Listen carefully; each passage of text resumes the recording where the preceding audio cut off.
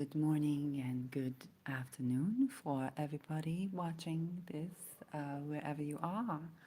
It's Shirley with the Spirit of Matter episode, and this one is the February forecast. So, welcome aboard, anybody who's watching this live right now. Recording this as the sweet cat is trying to crawl into my bed. She's so sweet. You must have seen her in the shorts. I call her Lizzie. Not yet socialized, so I can't pet her. But she does get closer and closer to me with the time, and I love it. The current planets, as I'm recording this, well, where I am, just gonna put my own residence here. So, oh, Mars Day, interesting. Moon in Aries, sextile in Saturn, square in Lilith, trine in Vertex. For those who are interested, this is the chart of the recording. And without further ado, let's do the February forecast. I'll just go for the calendar, and I'm using astroseek.com. It's a free website that lets you do all these things that I do and more, and you can explore it. I want to go to February and well, let's just go to the chart of February 1 and see, begin with the beginning. So February opens with the moon in Gemini. This one is the 29th degree of Gemini, but this is the moon in Gemini, squaring Jupiter. How is it squaring Jupiter? Supplying to square Jupiter in Aries, separating from a square to Neptune, and trining Venus, applying to trine Venus, and separating from a trine to Saturn. Okay, Saturn still in Aquarius, Venus already in Pisces at this point. We open with Mars in Gemini, 10 degrees Gemini, Jupiter in Aries, Chiron, of course, in Aries, and the Sun in Aquarius with Mercury and Capricorn. Pluto is on the 28th degree of Capricorn. It will continue to play until the 29th degree throughout the whole February. All planets direct up until April, so it's a lot of smooth movement that is very beneficial for anything that you want to bring into the world. Okay, the end of January and the beginning of February, up until the full moon, are good times. You might find some elections to begin to launch something or grow something. As long as the moon is growing, you can grow something. You can launch something. Okay, one of the things that I launched was Paint About Astrology, which I actually recorded with the decreasing moon, and then as the moon began to increase, I launched the episodes. You can watch them in this channel. So let's go back to what we're seeing. So we have a full moon on the 5th of February in Leo, and full moon is the culmination of something, which means we have to go back to the new moon in Leo to understand it better. We have a new moon in Pisces, first degree of Pisces, on February 20th.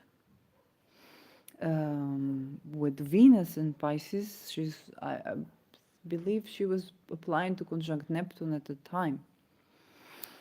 And that's the moon phases.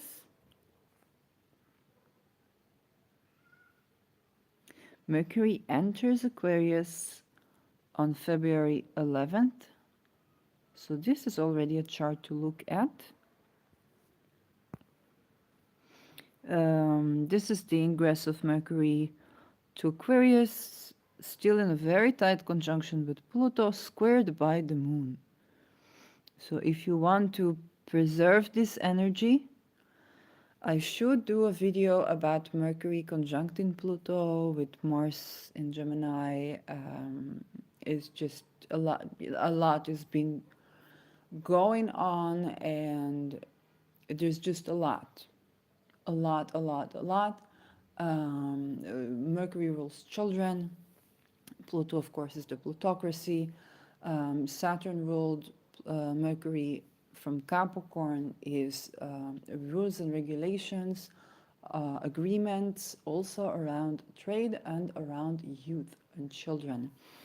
Um, Pluto Mercury, just like Pluto Jupiter, can be issues around child abuse and how the rules and regulations, how the welfares, therapists, psychotherapists, or shamanic healers, both sides of Pluto. Pluto is also therapy.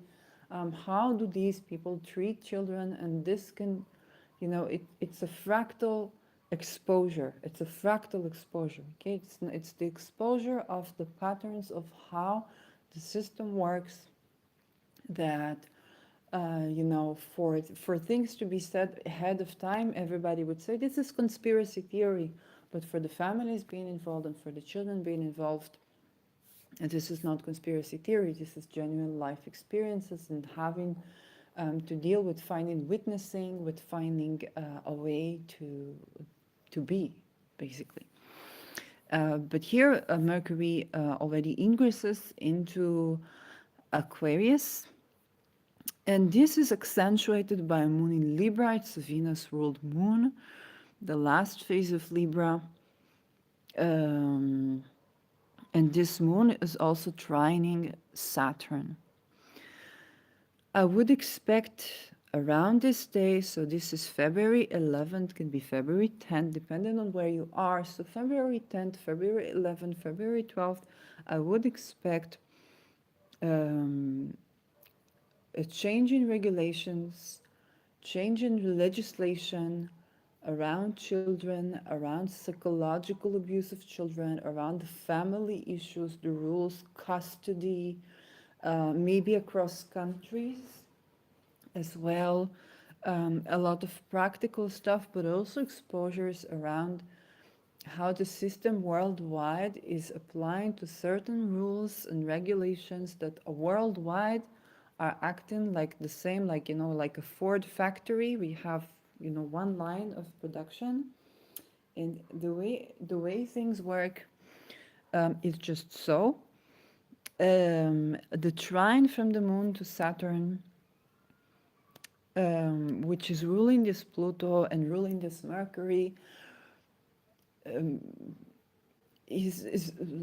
can be many things and many phases with it. Saturn is in the last phase, approaching its entrance into Pisces in March. This is a day to mark. It's a day to mark on the news. It's a day to mark. It's a day to light the candle for the children that are unseen by authorities, or the children that went to turn to the help of authorities but were pushed back to violent circumstances by authorities worldwide. Okay, worldwide. Um, so, and then another facet of it, because Saturn also rules taxes and taxation, can be how the little lines, the little details, Mercury is the little details, the little words, the small words, right? The small writing, yeah?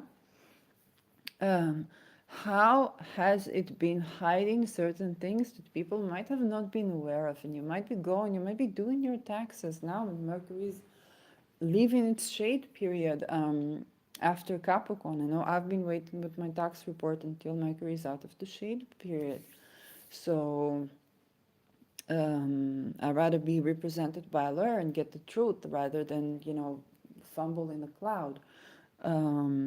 So you might become aware, okay? For example, in 2020, one, when I did my taxes, I was sitting there, just somebody, the person who helped me with the taxes, they were taking me as example to teach other people, and we were looking at the taxes. So as they were explaining, I was looking at the little lines that I never read before because they were not relevant to me, and I realized that in my country, in Israel, I don't know how it is in Netherlands. I've yet to do taxes in Netherlands.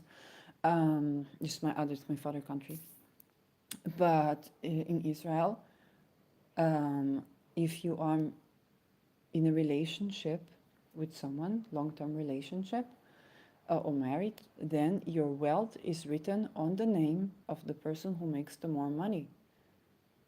And this is not a gender issue. Okay, statistically, you would say, okay, right now it's men. Not always. Some women make more money than the men, but it's very financially violent because one of the things that a healthy relationship stands on, one of the pillars, and this is something we do with prenuptials, is to separate wealth. So you can have a joint account where you do the family things, or you deposit money in favor of managing the households. But to separate the wealth is very important. I know, for example, even traditionally, I learned that in Muslim, women are not telling the man how much money they have, and they have the right to the land. Okay, so the man cannot know how much the woman makes. So she's safe financially.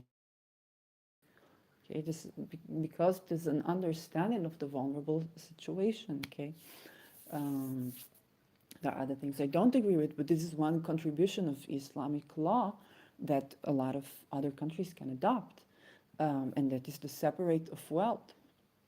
So this contributes to a healthier and smoother and more, or a sense of safety and order in relationships. A lot of the fights of people are around estate and wealth distribution.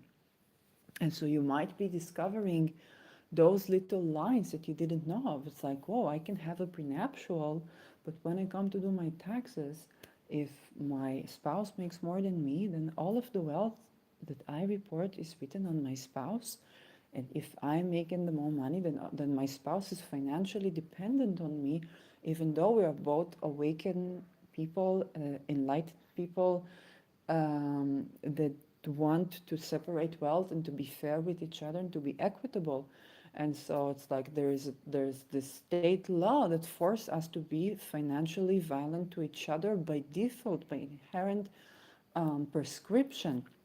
Now you become aware of it and you can act to change that, to spread awareness. Okay, I wrote for several women that represented us in the parliament. I got no answer, so that changed my vote. Okay, that changed my vote. If I don't get an answer from a woman who talks about these things, especially, I change my vote. Hmm? She's not accessible to me. She doesn't represent me. Okay, Israel is a very small country. Okay, so this is one example of something that can happen when you do your taxes for this year, okay, around this time. Some of us are still filling reports. So Saturn also rules taxation. Mercury rules bureaucracy.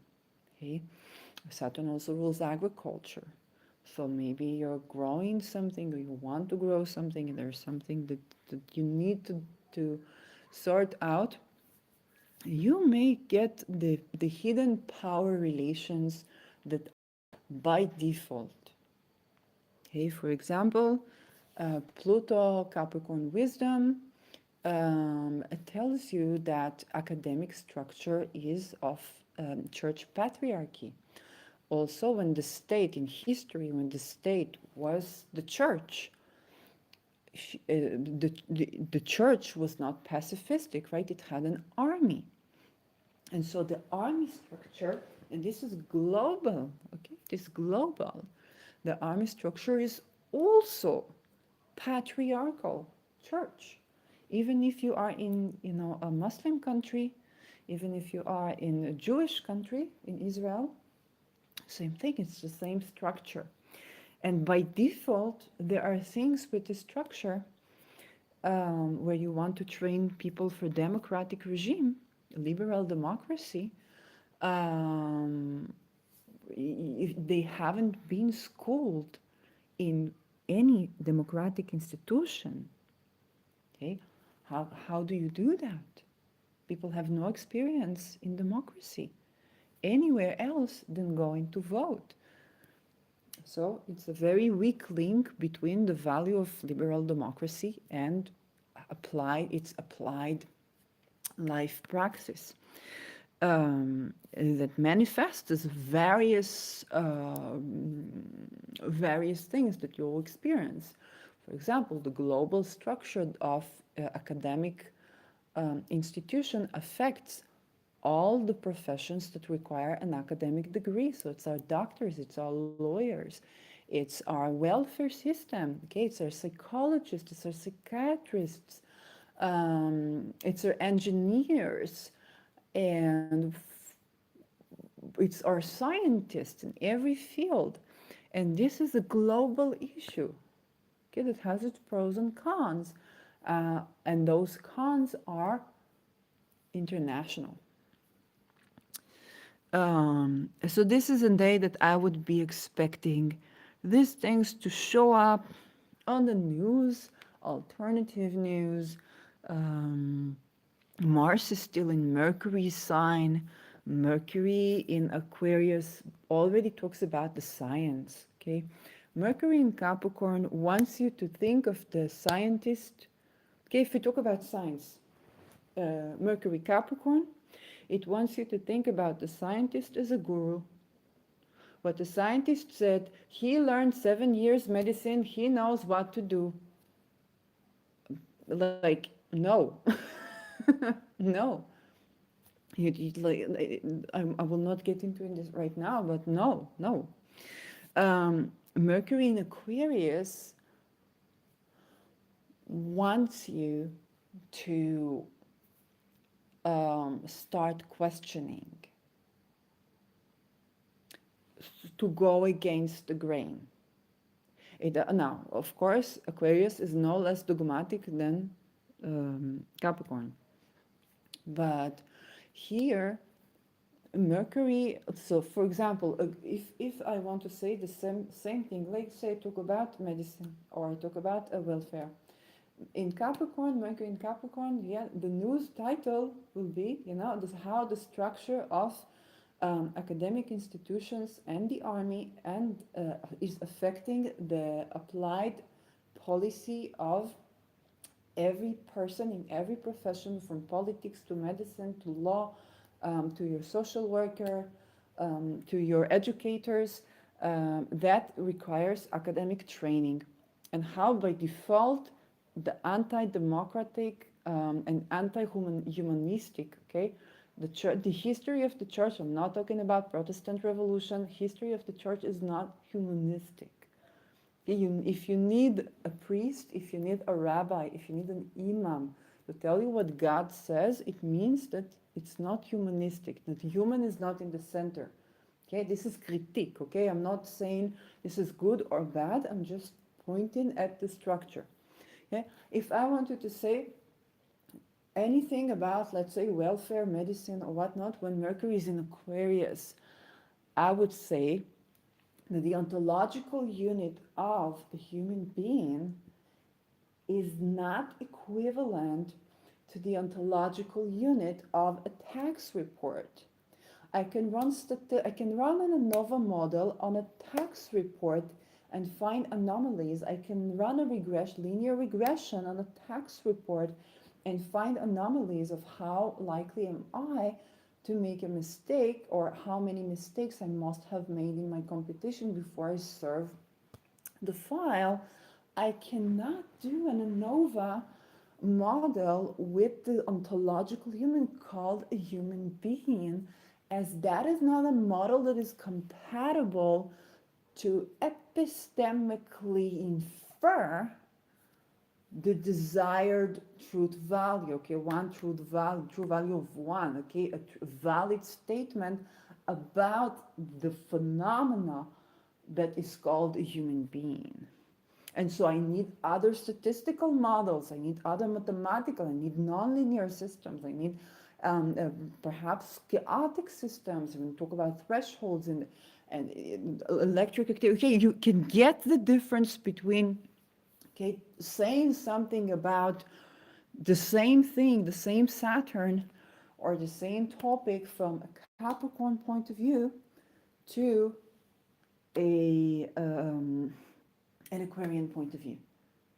In Aquarius, they get to the nitty gritty of how you do the science. I don't care about the structure, I care about the truth. In Aquarius, I'm structurally informed. Okay? How is my genealogy affecting my point of view of the matter? Okay? How is the history of how I got my education affects the way that I approach this topic? Okay, that's the case. Um, what more can I say? Venus already in Pisces here, leaving a sextile with Uranus, Uranus direct. Uranus direct. Well, it has been direct, so it is direct right now. Uranus is revolutionary. Uranus is also a type of bombings. Okay, it's a guerrilla war. Okay, it's not nuclear bomb, which is government. Like right now, we don't have guerrilla that we know of that have a nuclear weapon. But Uranus is the bombings of guerrilla wars.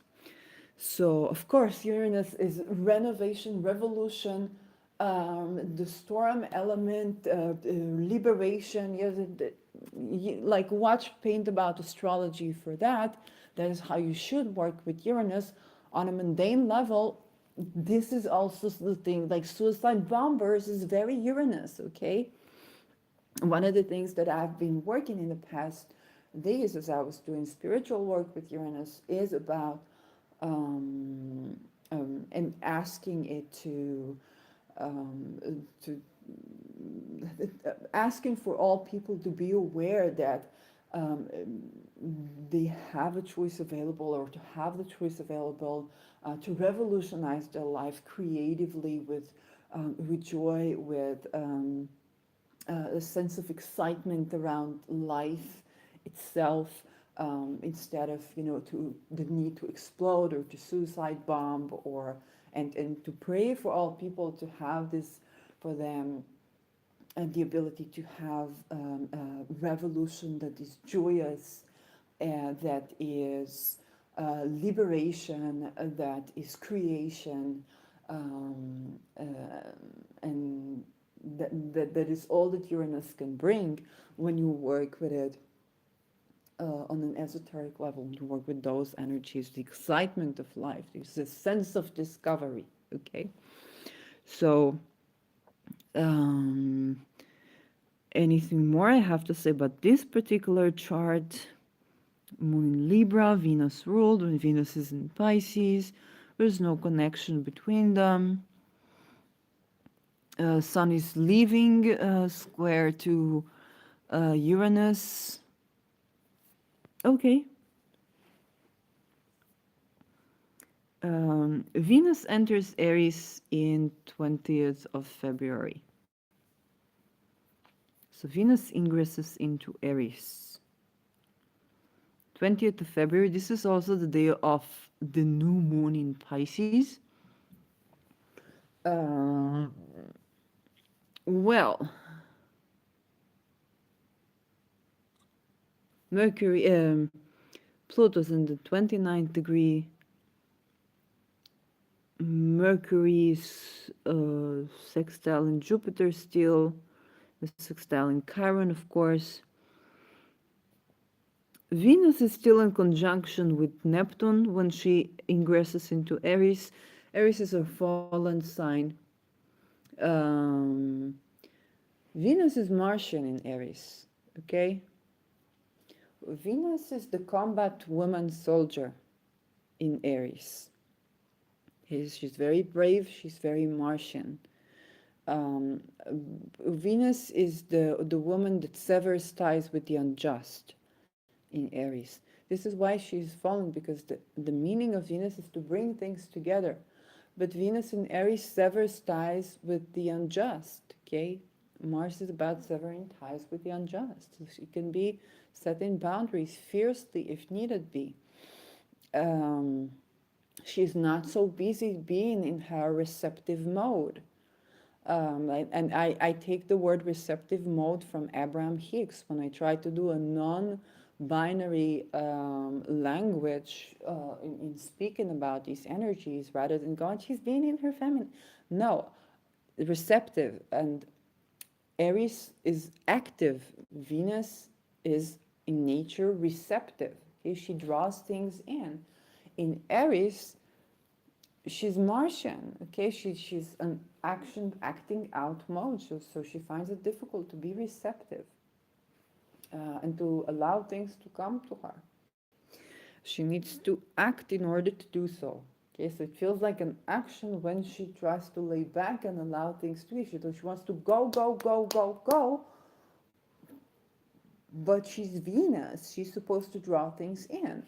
Um, and so she might be very achieving or high achieving.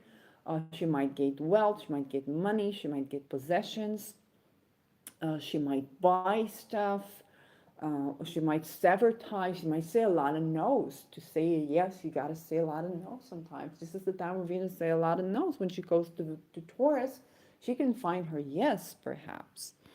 But this time is fallen for Venus. Okay, she's supposed to connect things, to bring things together, and to draw things to her. And she's in a territory where, in this house, we set boundaries. In this house, we learn martial arts. In this house, we sever ties. In this house, we go, go, go, go, go. And it's not what Venus does. But in Aries, she does that. Um, she sextiles Pluto, and I talked about it when I talked about the passage of Venus in Pisces when she was in 29 degrees Pisces. Um, it's all in all not a terribly difficult new moon, except that Mercury is squaring Uranus, so there is an incessant need to communicate something revolutionary, but there is a rebellion around the communication. There's a rebellion about, it's like somebody sends out a message that is of a sciencey form. Okay, you want to explain something. Maybe you're having a presentation, if this is your 11th house, having a presentation, and somebody in the crowds just revolts everything you say. Just like, no, that's bogus. And they're not being polite about it, being down to earth. Down to earth, it's like there is the Hebrew word tachlis. It's been used both in German, I think sometimes also in English. And tachlis means it's like down to earth. Get to the, it's not to get to, it's get to the point and get to business. It's like what in essence is going on? Speak tachlis, okay? What is going on? And Mercury in Aries wants to say something in the air. It has an idea, and then Uranus is in the land of the land. Say Mercury says, everybody, we need to have a community around agriculture that everyone can share. And Uranus in Taurus is like, well, let's talk about the indigenous tribes for a sec. They have one shaman that gets training, and if you got molested by your psychologist or some alternative healer, you can go, some people, you can go to court, or you can go and you can talk about it to a friend. In a tribe, you can't do this. You got one person there, the shaman. If they get molested by their trainer, they can't talk to anybody. Why you make this like this is the solution for everything? We've tried this before. It didn't work. We need to try something new. Everybody should have their own land. their own property. Then we can exchange crops between each other, but we need, double times the space so we can dance, we can do our, we can self pleasure, we can scream, we can shout, we can not worry about making noise,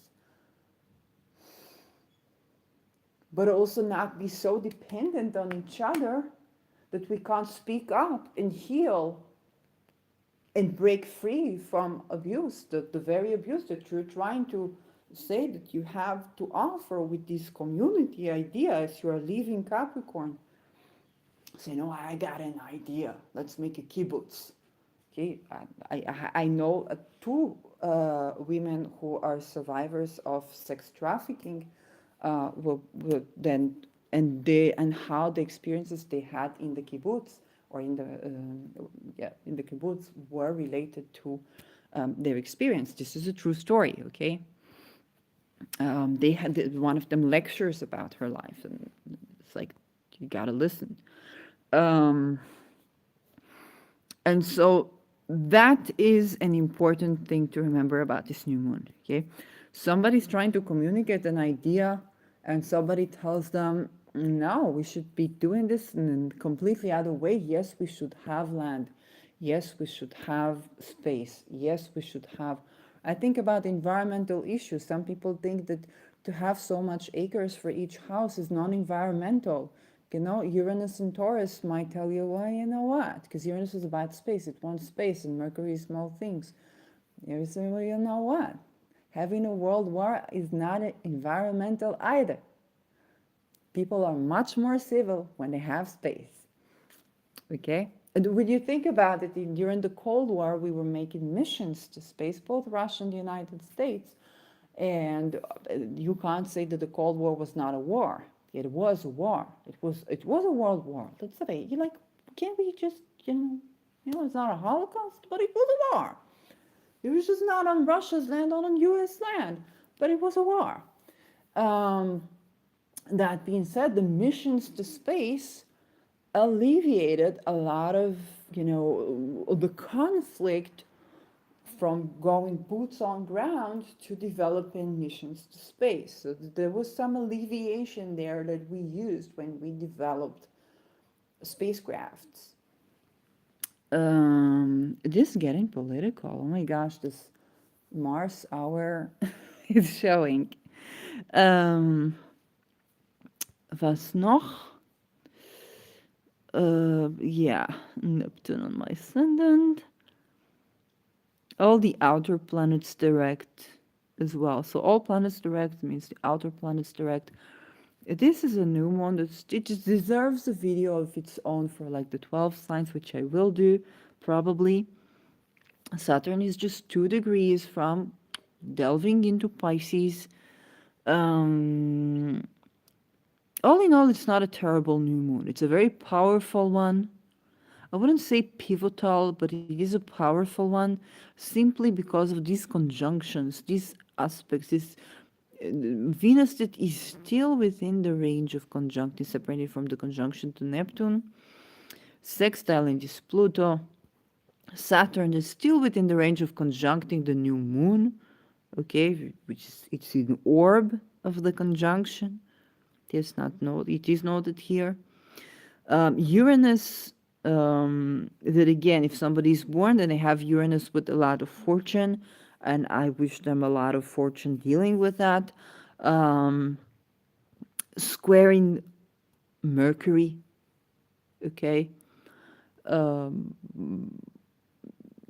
which I previously mentioned, the many facets of how this can manifest, and then trining that Mars.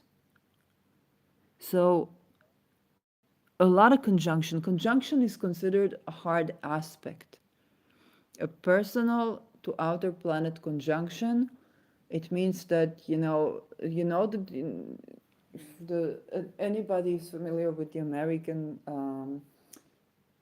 reclame. Do you know that post, like when you had this, not the Facebook post, but like the pages you would have hanged in shops that were like, we want you to the US Army. That's the outer planet conjunction. It's like the outer planet, inner planet conjunction. So Pluto is doing its thing in Capricorn, and then it's meeting one of your personal planet. You've been recruited. You know, if you're Israeli, then it's like you got the tzav, I don't know, shmone or whatever. Like you get this, you got the order, you get the calling. Okay, it's not the shamanistic calling. It's like we want you for the U.S. Army. It's like you've been recruited with the finger pointing at you. So if this is your ascendant, yeah, right now Pluto is within the range of sextiling my ascendant. So I've been doing a lot. I've been recruited for a lot of Pluto stuff, for a lot of Pluto work. Okay, and then I'm doing a lot with the outer planets in general. Okay, my sun is with Uranus, so a lot of that. My ascendant conjuncting Neptune, so I've been recruited, and I'm doing mundane astrology like whatnot. And I've got people in my family saying, "Don't talk about politics. It's not a good time to talk about politics." And I'm like, guys, don't tell me that because the minute you say that, I'm going to talk about it. And you're right. You're absolutely right. I agree with you. It's nothing that I can do anything about. I'm compelled to talk about this. Okay. When I was, talked about my Meet Your Veteran experience, I was like, the satire thing about it was that what we wanted was to have autonomy over our body. How we achieved that was to tune into ourselves, and then you tune into that which is beyond the self, and you surrender, and then the path walks through you. You're channeling what you're doing, and the feeling that's like the energy builds up. It's like kundalini rise or something. I don't know how to describe it. And then it's like, oh, if I don't speak, I probably am going to die in very weird ways. All kinds of ailment. I'm a holistic health practitioner. I know that. Uh, if I am going to talk, before the Me Too came, we didn't know. We just, you talked, you didn't know what's going to happen. Um, and things happened. Okay, things happened. Here in this community, everybody knows what is energy, what is psychic attacks. I can tell you and you understand the lingo. Um, but out of this community, have people threaten you. You don't know. Yeah, they don't know what the energy is. So they're like, and then came COVID, and everybody was astral projecting to conversate with their poly lover or metamor or whatnot, and everybody began to speak. I began to understand what is astral intimacy or energy sex or all these things that you didn't know how to explain to anyone. Um, and then that happens with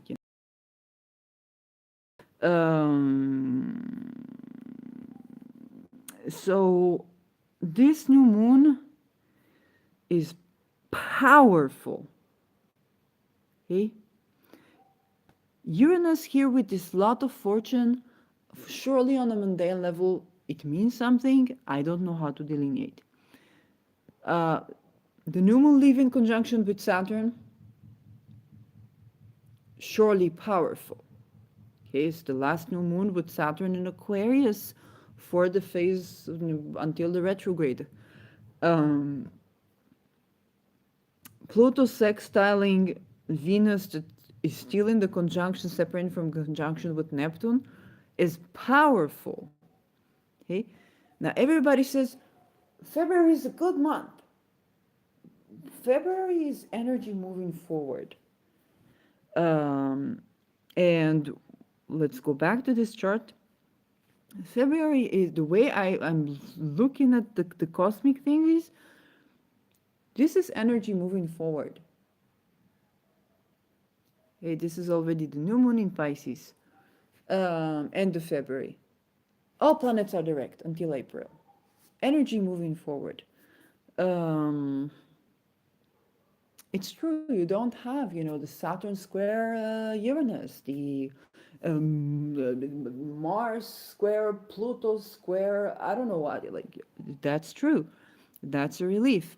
That being said, is a lot of energy moving forward, downloading a lot of players, both at the international arena and on a day-to-day level, will be downloading a timeline for this era.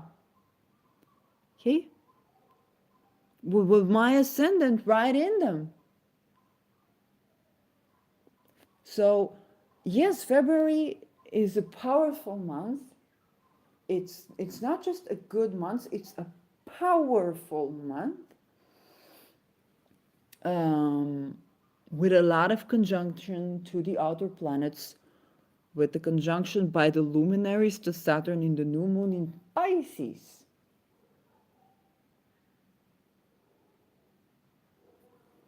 Um, so opening a 6 month cycle for the new moon, for the Pisces new moon, until the full moon in Pisces. Pluto in the 29th degree. You can have, before that I talked about the moon triggering that, or the moon triggering that with Venus or with Pluto. You can have premonitions for the next 300 years. Okay, it's not just February is a good month. February is a month of duty. You're called to duty. And a lot of people will also be called to duty. They might be fighting an important war. Mars in Gemini, okay, and having some good progress in this war, but they're in duty. Saturn with the luminaries is duty. Saturn calls you, you've been called, you've been recruited. You're taking this mission. You're leading this militia. You're guiding these people. You're promoting this activism. You've been recruited. Okay? It can go more smoothly, more directly, for as long as the planets are direct. Okay? I'm not getting excited by planets being direct. It's a relief. That being said, all the planets will go retrograde.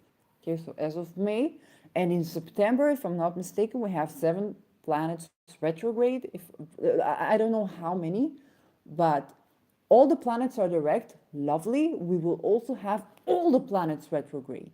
Okay, I would not be super optimistic about this February. Okay, we're getting an important relief. That is a good time, it's an important time. That being said, it's a relief and not a relief because you're being recruited. Venus people, here with Neptune, sextile Pluto. If you're a musician, you're not just writing songs for leisure.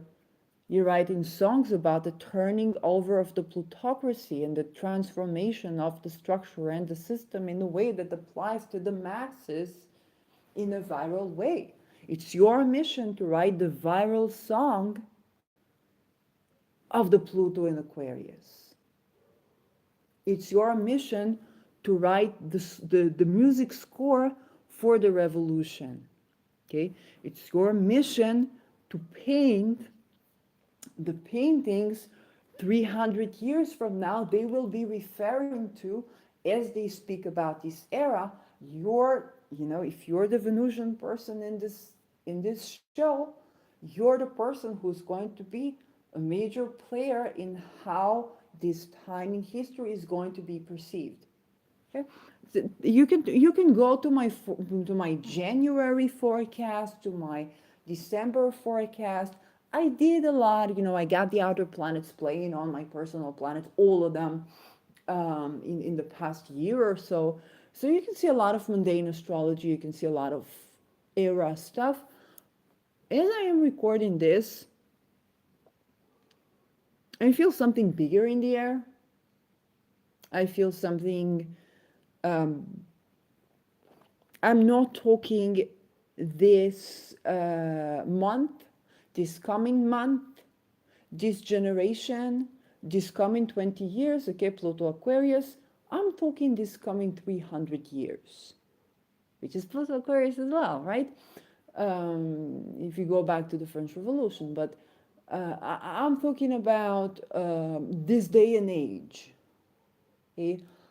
I'm talking about the role of people in history, those kind of things. Um,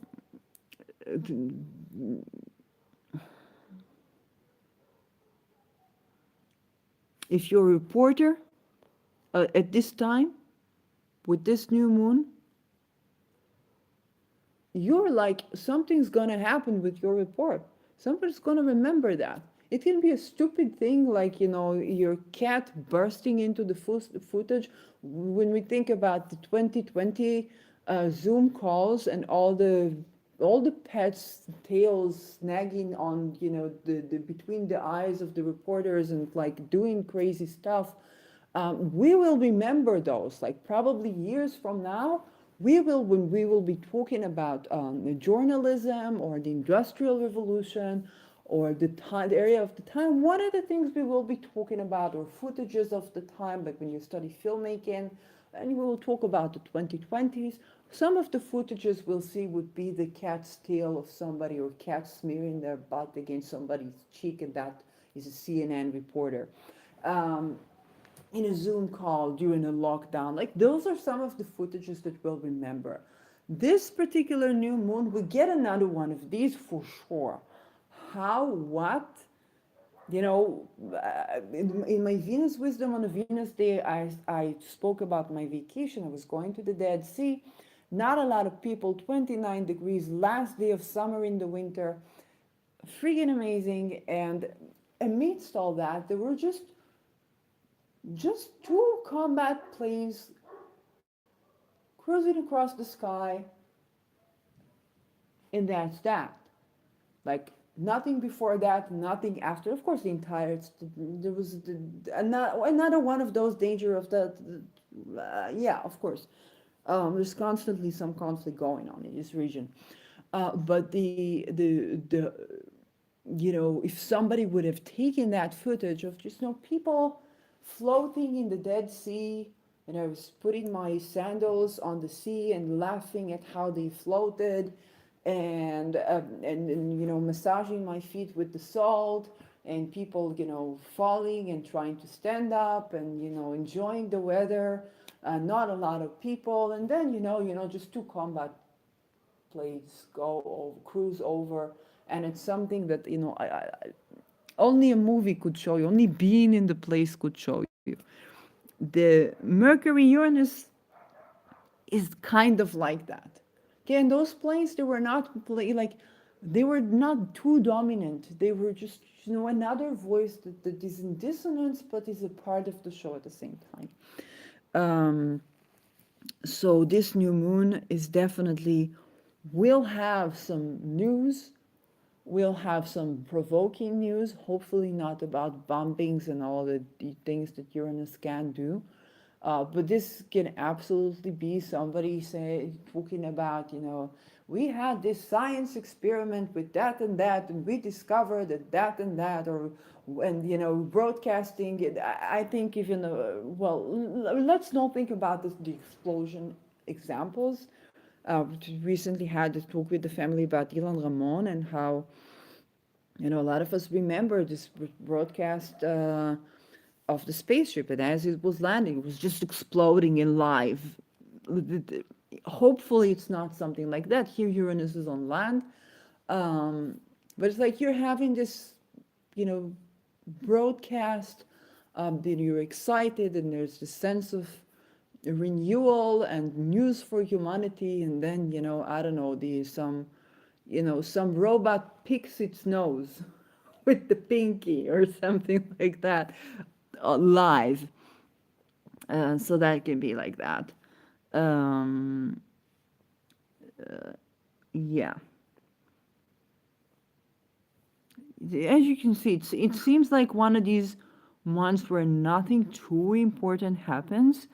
Um, let's look at the angles, because we will have Mercury opposing Lilith on the 14th, Mercury conjuncting Pluto on the 10th, which we talked about.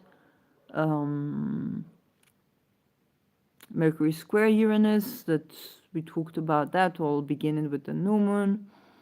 Venus square Mars, Venus trines Lilith, the conjunction to Neptune, which we talked about. Um, well, there's Sun square Uranus in the fourth. It's transient. Let's see, not a lot happening, which is not a bad thing. Nothing important happens today. It's not a bad thing. Um, let's look at this chart. Sun square Uranus, but from a trine to Mars, and she's tightly square in Uranus. This is happening on February 4th, where I'm at in the Middle East. Um, Moon in Cancer. The moon opposes Pluto, so it's one of those hard aspects of the moon and Pluto. You know, duck under the bed days, or alternatively manifest rejuvenation and re-energizing of something from the nuclei. Okay, not of nuclear bombs. By the way, when I think about nuclear energy, that's Pluto Neptune square. Like nuclear energy, when we talk about the future of energy, some people mention nuclear energy from like environmental reasons, and I'm like, how aware are they of the leaky nature of nuclear energy, regardless of what it is designed to do? Like, it won't stop leaking just because it's meant to light a city and not destroy it. Um, it just leaks, okay? And I accept it as I say that. Like, there are enough examples around the world for how this energy is leaking and is not as environmental as people portray it to be. There's just a general Pluto Neptune sextile. Neptune is leaking, Pluto is nuclear energy. Um, yeah. And there's Venus squaring Mars in the shade. Saturn is isolated here. And when I look at Saturn isolated here in Aquarius, separating from the Algae already, uh, Saturn isolated.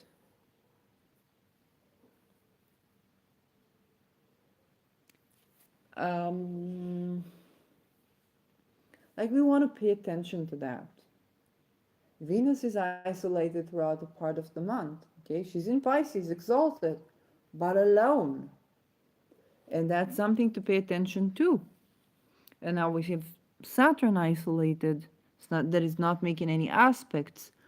So Saturn is, you know, a hermit in nature, but when it doesn't even make aspects with the world, um, I don't say I know what to say about that, but it's just, you know, pay attention to that. Um, it's it's a month where things are moving forward, and it seems like not a lot is happening, but Venus is exalted and isolated in Pisces for some significant days of the month. Saturn is at home in Aquarius and not making any aspects to anything. Um, you know, there's this, I don't remember which song by Beyonce, where she's like in Renaissance, like, I don't need no friends, you know? And I'm thinking about this Saturn in Aquarius, like, I don't need no friends. But what is this person that doesn't need no friends, or say they don't need no friends, doing in terms of what Saturn can do, that is ownership of time? Okay, so there's this Saturn that doesn't need no friends to do what it does here. What does it do? It changes the course of time in some way, because this is what Saturn in Aquarius does. We'll only be aware of that when it starts making aspects to something. Um, And this happens on February 16 when the Sun conjuncts it into 27th degree.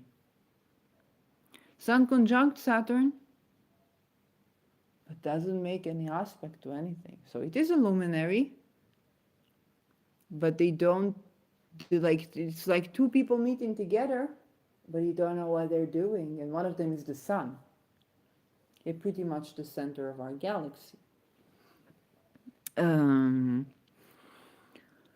so Lady Sun at its detriment, okay, the sign opposing its ruling, meeting the Lord of Time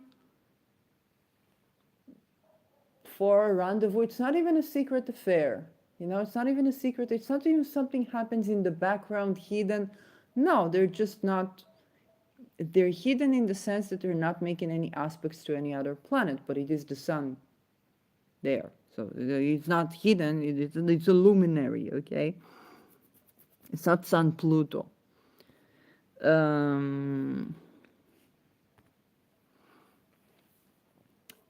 What I think, let's begin with the full moon, because why not do that as well? And as we do the full moon, just a couple of words. It's not as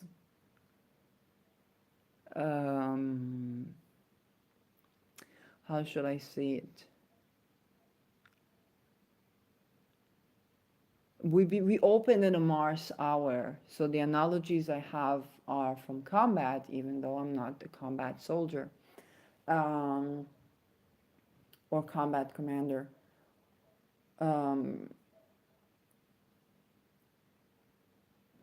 Had we been in a militia now, and you been my soldiers, and we would have to talk about February and the cosmic energy, is it supporting our craft or not supporting our craft, I would tell you, don't get too comfortable. This is not as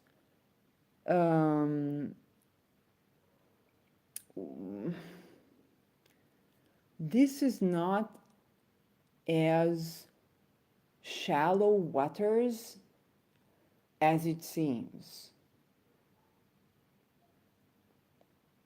The energy is moving forward. You're not walking in shallow water. You're not walking in a swamp anymore. Some of you are. You're Venusian people with the Neptune thing. You got a swampy thing. I've been using a lot of eucalyptus oil. It creates, eucalyptus basically drives swamps. Okay, and I'm having Neptune transit to my ascendant. And Neptune can get foggy and misty and swampy. I literally put eucalyptus oil on my heels before I recorded this video. Right? Think about it. It's also Jupiterian oil when I think about it, in the sense of air, whatever. So had you been, you know, my, she's called it troops, whatever, I would say, do not fool yourself to think that this is a month where you're going to be stepping forward in shallow waters.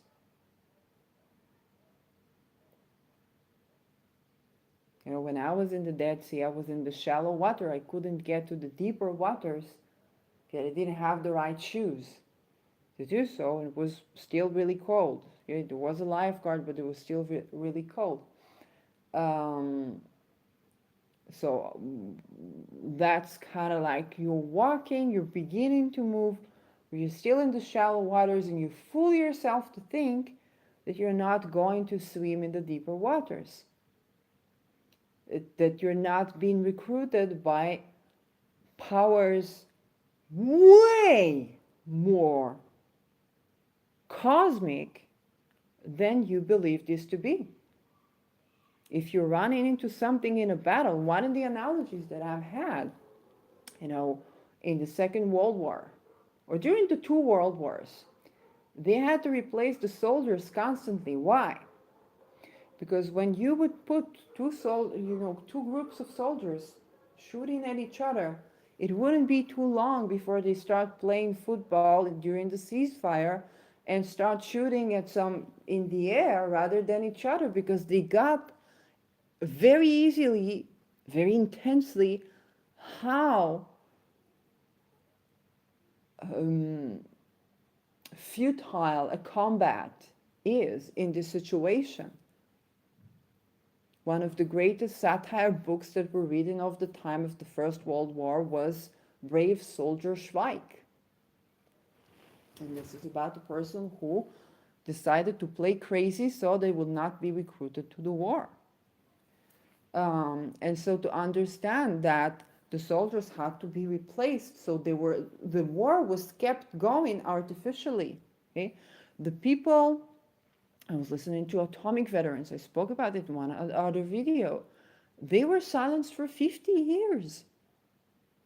So they couldn't say that that when they were, I don't know how many feet above, dropping the bombs, there were not boots on ground, in the plane, they were feeling like a hot iron in their neck from the heat of the bomb. They were seeing people with the trigger warning, their flesh out of the half out of their bones.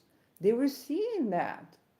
And they could not speak about it. And everybody got the impression that this was a good decision to drop 2 bombs and that's that. The war is over, right? It's a pivotal moment. They didn't see the images. They didn't feel the temperature. They did not get real data from the battlefield that could allow them to adjust their expectations and war strategy accordingly. What in fact happened when you get boots on ground, people start to stop shooting at each other very, very quickly because they see how senseless war is.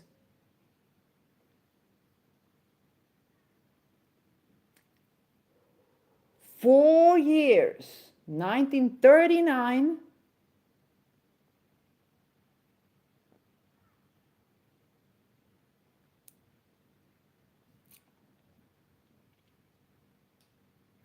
that would be freaking hell. I never counted that.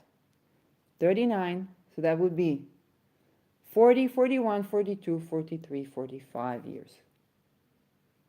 5 was the Second World War.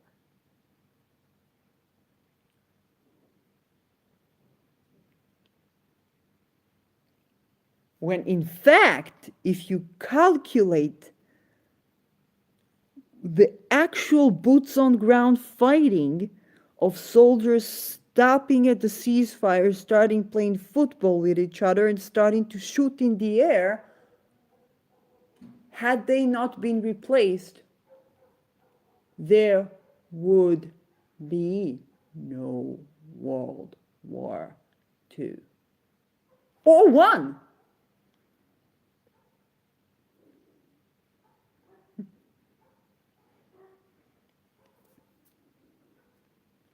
Okay, so all these understandings, and then you just, when you talk to the veterans that could speak, say, oh, how terrible were the enemy, how this, how that, how this, how that. Someone pointing a gun at the neck, like, you say that, you say that, you say that. But the people that were silenced for 50 years, you gotta wait 50 years. I'm Pluto Scorpio. The Pluto Leo generation, they wouldn't get to hear them. This generation of my parents, they wouldn't get to hear them speaking. Okay? We don't listen to the people who had to obey illegal orders and realize that was illegal order. Here is where we did something that we didn't need to do to get the result. So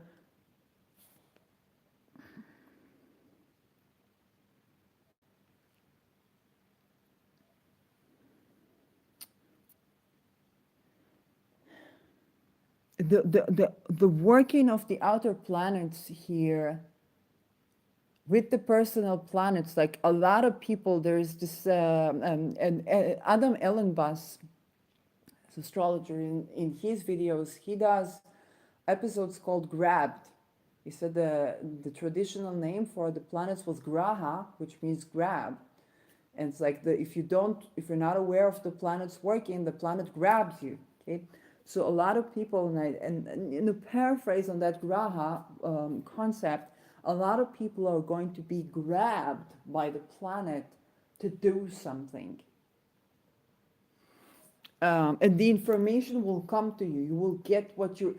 It's not like No, I started the recording at the hour of Mars. Jupiter is now being in the Mars world sign. So of course I will get all war analogies. Like I'm not the intelligence, okay? I'm not the combat soldiers. My knowledge comes from my studies, from stories I've heard, from people I listen to that were in these places.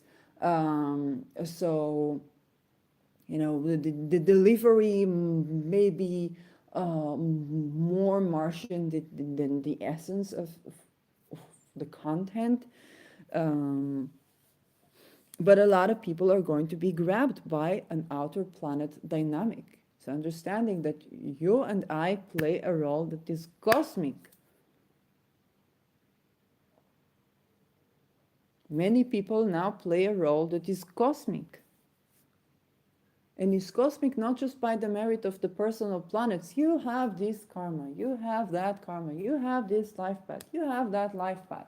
Okay, you can choose, you can tweak around, you can this, you can that. If you're ascendant is Jupiterian, you're going to be around philosophy, around teaching, around this, about that. You're ascendant is Saturnian, you're going to be the kind of policing teacher, dictator. Yeah, not in the necessarily bad sense of the word. Like those are the personals, but it's like if you're being grabbed by Pluto, you're an agent in a timeline that transforms something from the core. You're an agent. When I went to the academia, and I was a TA of 3 courses, and one of them was a person that, by all means reminded me of my home. Same jokes, same this, same that. And I see a lot of these things become sexist, and I see a lot of this, and I see a lot of that, and I get exposed to the genealogy of of the teacher to student to teacher to student, and how it works in the army, and how it works in the academia, and how it works in the private sector. And the person is being half aware, half not aware. So I'm thinking, okay, they're gonna boost out of it, and then they try to attack me. Okay. Yeah. That's greater than the self. You go, I talk about COVID, being in the shelter, or talking about the Neptunian experience. I talked previously about Venus in Neptune sign, and how I was in the shelter. There was a person who was using cocaine, and they decided that they want to stop it. And I saw what the person actually goes through when they try to stop it, and none of the people around is helpful. It's like they put sticks to the wheels of change, and the person does fierce attempt to get out of it. So people say a person is in distress, and there is a lot of distress, but it's like they're so powerful, they're so strong, they're so focused. They prepare their day the day before they prepare their day, and everything is like militant and poof and security work and whatnot. And it's like, even with that, like all the self-discipline, all the trying to do the best choices at every second of the day, even with that, they cope with this addiction. Okay. And the people around are like, they're not supportive. So those are the instances where you are exposed to something that is going to play a greater role than just you talking about. It's like there's just something. Okay, if that was Neptune, so there's something viral about this. Something people need to know and understand on a grand scale.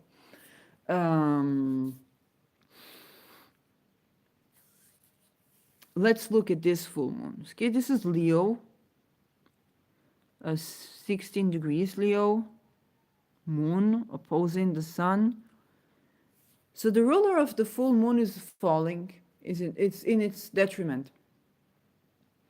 Um, there is this nice trine sextile to Mars in Gemini.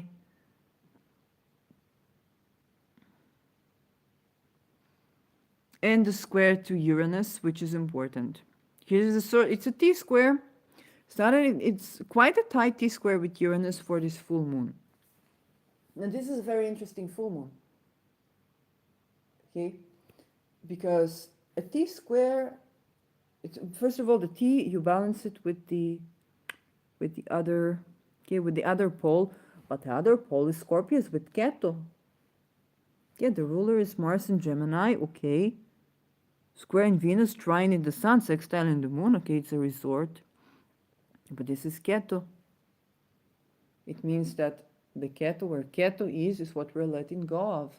What we're letting go of is the scorpionic, something scorpion. The way we use Mars in a scorpionic way is our old perceptions. Okay, and in my previous video, I spoke about my Scorpio Mars and how I got to know that like it turned on the progress chart, it turned direct, and the nakshatra it's in is actually very positive, the Jupiterian one. So this is actually a very competent Mars that can bring into fruition that which is doing the good. Okay, this is a Mars that can be informed of the scorpionic facets of society and be optimistic about bringing a positive change. So, and bringing into fruition the way Mars and Scorpio can do. So what I was letting go of is these perceptions that, oh, my Mars is like this and it's retrograde, blah, blah, and anger and this and so and so. So it's like I'm learning to work with that energy. So it's a rejuvenation, letting go of the old perceptions of my own Mars that I had. And that might be something that's needed to be applied here in the full moon. So you got to think 6 months backwards to the new moon in Leo. So February, that would be January, December, November, October, September, August. So new moon in August 2022. What happened? What started in the axis of Leo and Aquarius in your life? I'm not going to do the 12 signs now. We got to think, was it your health? What is your relationship? Was it your career? Was it your, a leisure time or activist time, conference time, dreams and goals?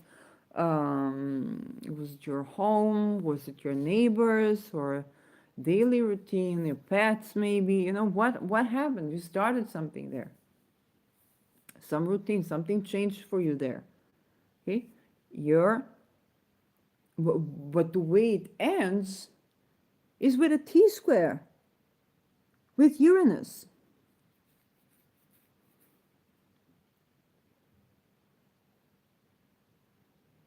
So there is a surprising culmination of things. There's some surprises here. And the resolution to that surprises is Mars in Gemini, which is at odds with the ruler of this Uranus, that's Venus, it's square. Okay?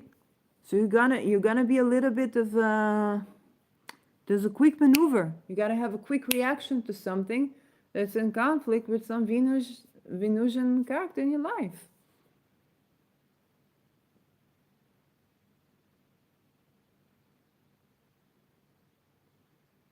So what you do at home, you're gonna be acting. You're gonna be acting fast. It might be an act of speech, it might be a contract that you sign. As a response, as a quick response to tackle this tension here. That erupts. It's like you were building something up for 6 months, and now there's a surprising culmination of things. Okay. Um, and you gotta go back to the new moon in Leo during August. What was happening there? And if I'm not mistaken, it was probably opposition in Saturn. Okay. And you may have started something in your life that now there's a surprise because if something happens now that's like, ooh, you didn't expect this, but you sign a contract, but you frame something in a certain way. There's an active space, there's a sharp words you say that are conflicting with some Venusian figure. They don't like it, or they're turned on by it, but it's conflictual, okay? And now it's like, okay, you've grown, you've changed. Um, so this is not a simple full moon. Okay, you're being asked to maneuver. In the new moon, we had Mercury squaring Uranus. We will have Mercury squaring Uranus because this is before. And in the full moon, it's like, poof! Oh, that thing that started 6 months ago, poof! Oh, shit, that happens now. Where I gotta. And then you cut to the chase, and there's some Venus figure that's both turned on and aggravated by that. Um,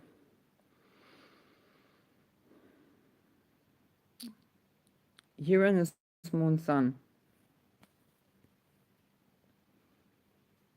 On a mundane level, where were we 6 months ago?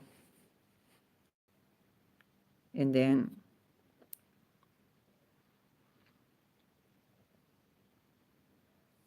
somebody makes a revolt. Okay, the Uranus. It's like,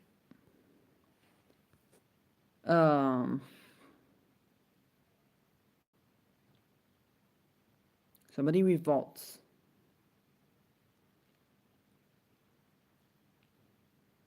They're not having it. And Venus is exalted in Pisces. She's very dreamy. But Mars has changed. Okay? Mars has changed. And Mars is with the luminaries.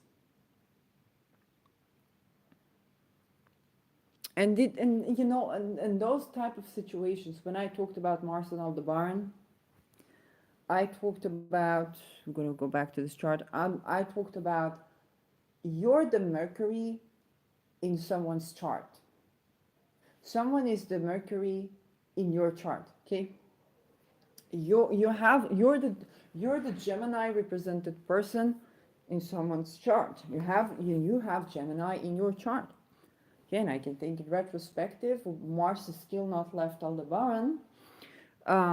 But I had, like a conversation with the family. I have Gemini at the 4th house. And that person I had a conversation had Gemini in the 6th house with Mercury in the 11th. And they were saying something to do with like LGBTQ or something like that. And for the first time I addressed that, I told them, you know how many people are buried outside the fence, i.e. suicides, because of just casual sayings like what you said by their loved ones. And they got the point. They're like, oh, damn. Like, I know you're not meaning to be mean or bad or, ugly-hearted, but those things affect people because that's, if a person has a sexual orientation, just like, it's not about, it's consensual, they're just attracted to somebody, like, from a different gender than the norm. And they get a part of their identity, or the sexuality is a part of their identity, being treated as a disease.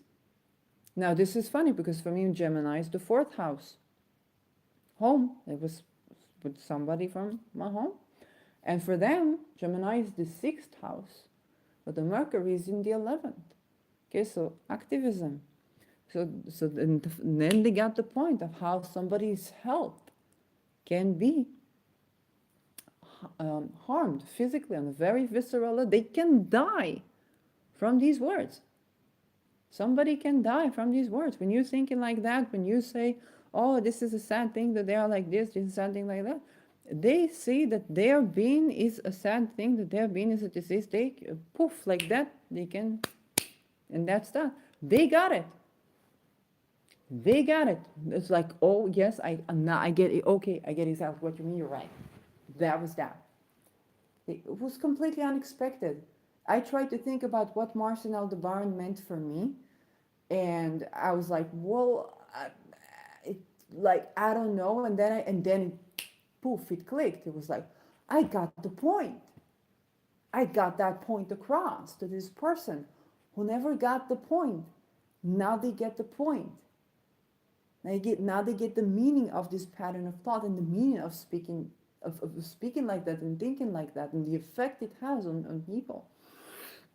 Um, so that was my Graha Gemini story for Mars and Aldebaran. But here, Mars is not the same Mars. Okay, Mars is not the same as it was. It's already direct. It's not on Aldebaran. Okay, so, but just the same as with the Mars and Aldebaran story. For example, I got my point across. Somebody else, okay, I was doing at home.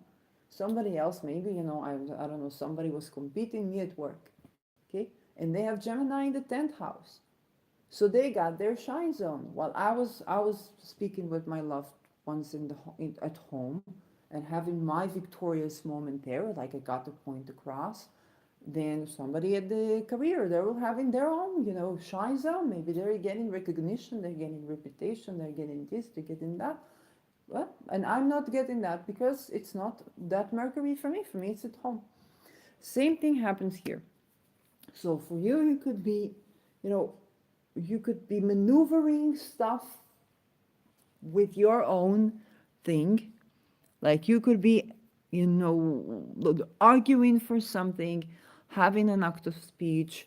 You also need to understand that this Venus figure is A, exalted, and B, she's ruling the North Node. Okay, so whatever you do with your Mars, you got to be considerate of this Venusian figure because she's ruling the North Node. You have a conflict with her, but you need to sort out this tension in a civil way because, or with him, okay, it can be musician, artist, or whatnot, that type of Venusian, or banker. And you need to sort this out in a civil way because they're ruling the future, right? Your Mars, if you're the Mars person, if you're doing the act of speech, or somebody's suddenly going to try to do something in your Gemini, somebody's going to to play the Mars in your Gemini house, and you're gonna have to stand up with that Venus. You're gonna have to be represented, but you're gonna have to be with the revolting people. Anyway, think back 6 months ago, back to August, new moon in Leo. What did you start there? And how are you going to act rationally with your Mars so that even when even if you win this, even if you get the frame, even if you got the framing and people listen to your framing, make sure you account for that Venus because they need you to not be foolish. Okay, they need you to show that you've changed your strategies, that you've changed the way you talk, that you've changed the way you frame things. Okay, if you frame things in a way, if you try to sort this conflict, Mars is not on Aldebaran here. If you solve this conflict, you want to do it in a civil way that accounts for these Venusian figures. You don't want to leave them out of the equation because they're exalted in Pisces. Okay, they're exalted. They're sextile in this Uranus. Okay, there's some Uranus figure that's revolting, um, and and they sextile with that Venus that's exalted because somebody wants to say art matters. Kunst und Kunst. Yeah, Kunst machen is trickery, trickster. Kunst is art, okay? And Kunst and Kunst, they're very related, like Venus and Mercury, they're very related. That being said, if your Kunst, that's your Mars in Gemini, your Kunst, your Stanz, whatever trick you do there, is not accommodating for the Kunst, the Kunstler, okay, the artist. Also, the art that somebody makes um, to design something that you use it day to day, but to make it more beautiful. If you don't take account of these people, that their job is to make things beautiful, to make things sensual, to make things looking, somebody's going to revolt. Okay, somebody's going to revolt. Your kunst, your stance, your trick can't be overthrowing the artists, the dreamers, those who provide us an escape from reality. And Venus here is in Pisces. Okay.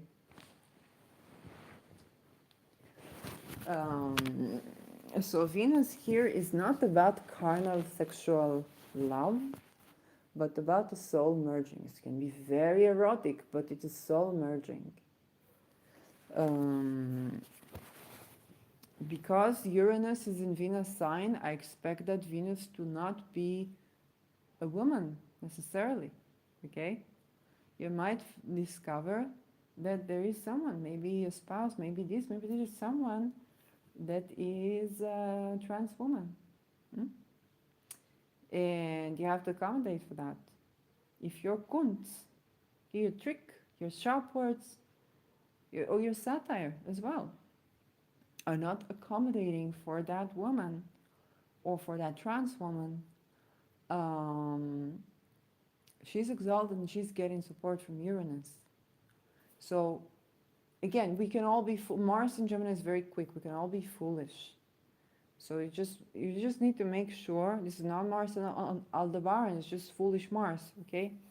And it's, I think, no longer in Rohini Nakshatra. So I don't know what it wants, but it tries to frame that woman out of the frame, and remember the importance of the people who provide us a space to escape into. This is what Venus in Pisces does. Remember the importance of those people, how important they are in our lives. The musicians, the artists, the creators, the people that can't do your day-to-day job, that can't do your hustle, that are not very, fiscal or tradey, depending on the person, right? You always have a Beyonce somewhere. But the people that are more attuned to the fine tunes of life than to accountants, though it not necessarily contradicts. I say that. If we don't remember them, we don't account for them in our contracts, then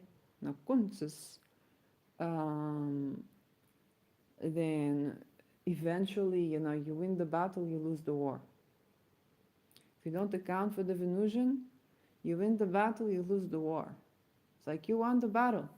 You won the argument. You framed her out of the frame. She no longer speaks to you, nor will she ever desire sensuality with you in any form which she can identify you in this incarnation. You lost the war. You lost her. You lost her. She's no longer with you. Okay? And this is something that, it is correctable when Mars understands that they've been foolish and they change. Okay? But if it's something that Mars been doing over and over again and they did not let go, then this is where, Venus can get the support, and like, some singer on the Instagram can say your name as like, oh, you this person that you were bothering my friend and that, kind of like this, um, because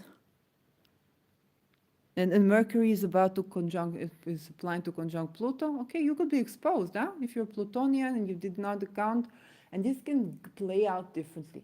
It can be your neighbor that you're like, oh, I was doing so and so, or I was saying so and so with Mars's sharp words. I was saying so and so. I didn't account for this creative Venusian figure, and now she's getting help by this very weird Uranian rebel that looks like they got out of, a reality show, and they got the power and the wealth. It's like there's something here that's like, oh, okay, I should really take this back. I should really consider. Um, so this is one way this can play out, because Mars is getting good aspects with the luminaries um, that square Uranus. But Venus is helped by Uranus. The outer planets, you listen to them, okay? The outer planets, you ask them to do something good for you, okay? You don't win the outer planets. You ask them to take the good ray of light that they came to bring to the world. Okay, Pluto, it can be your toenail fungi, it can be your psychedelic mushroom, it can be your penile infection. What the fuck?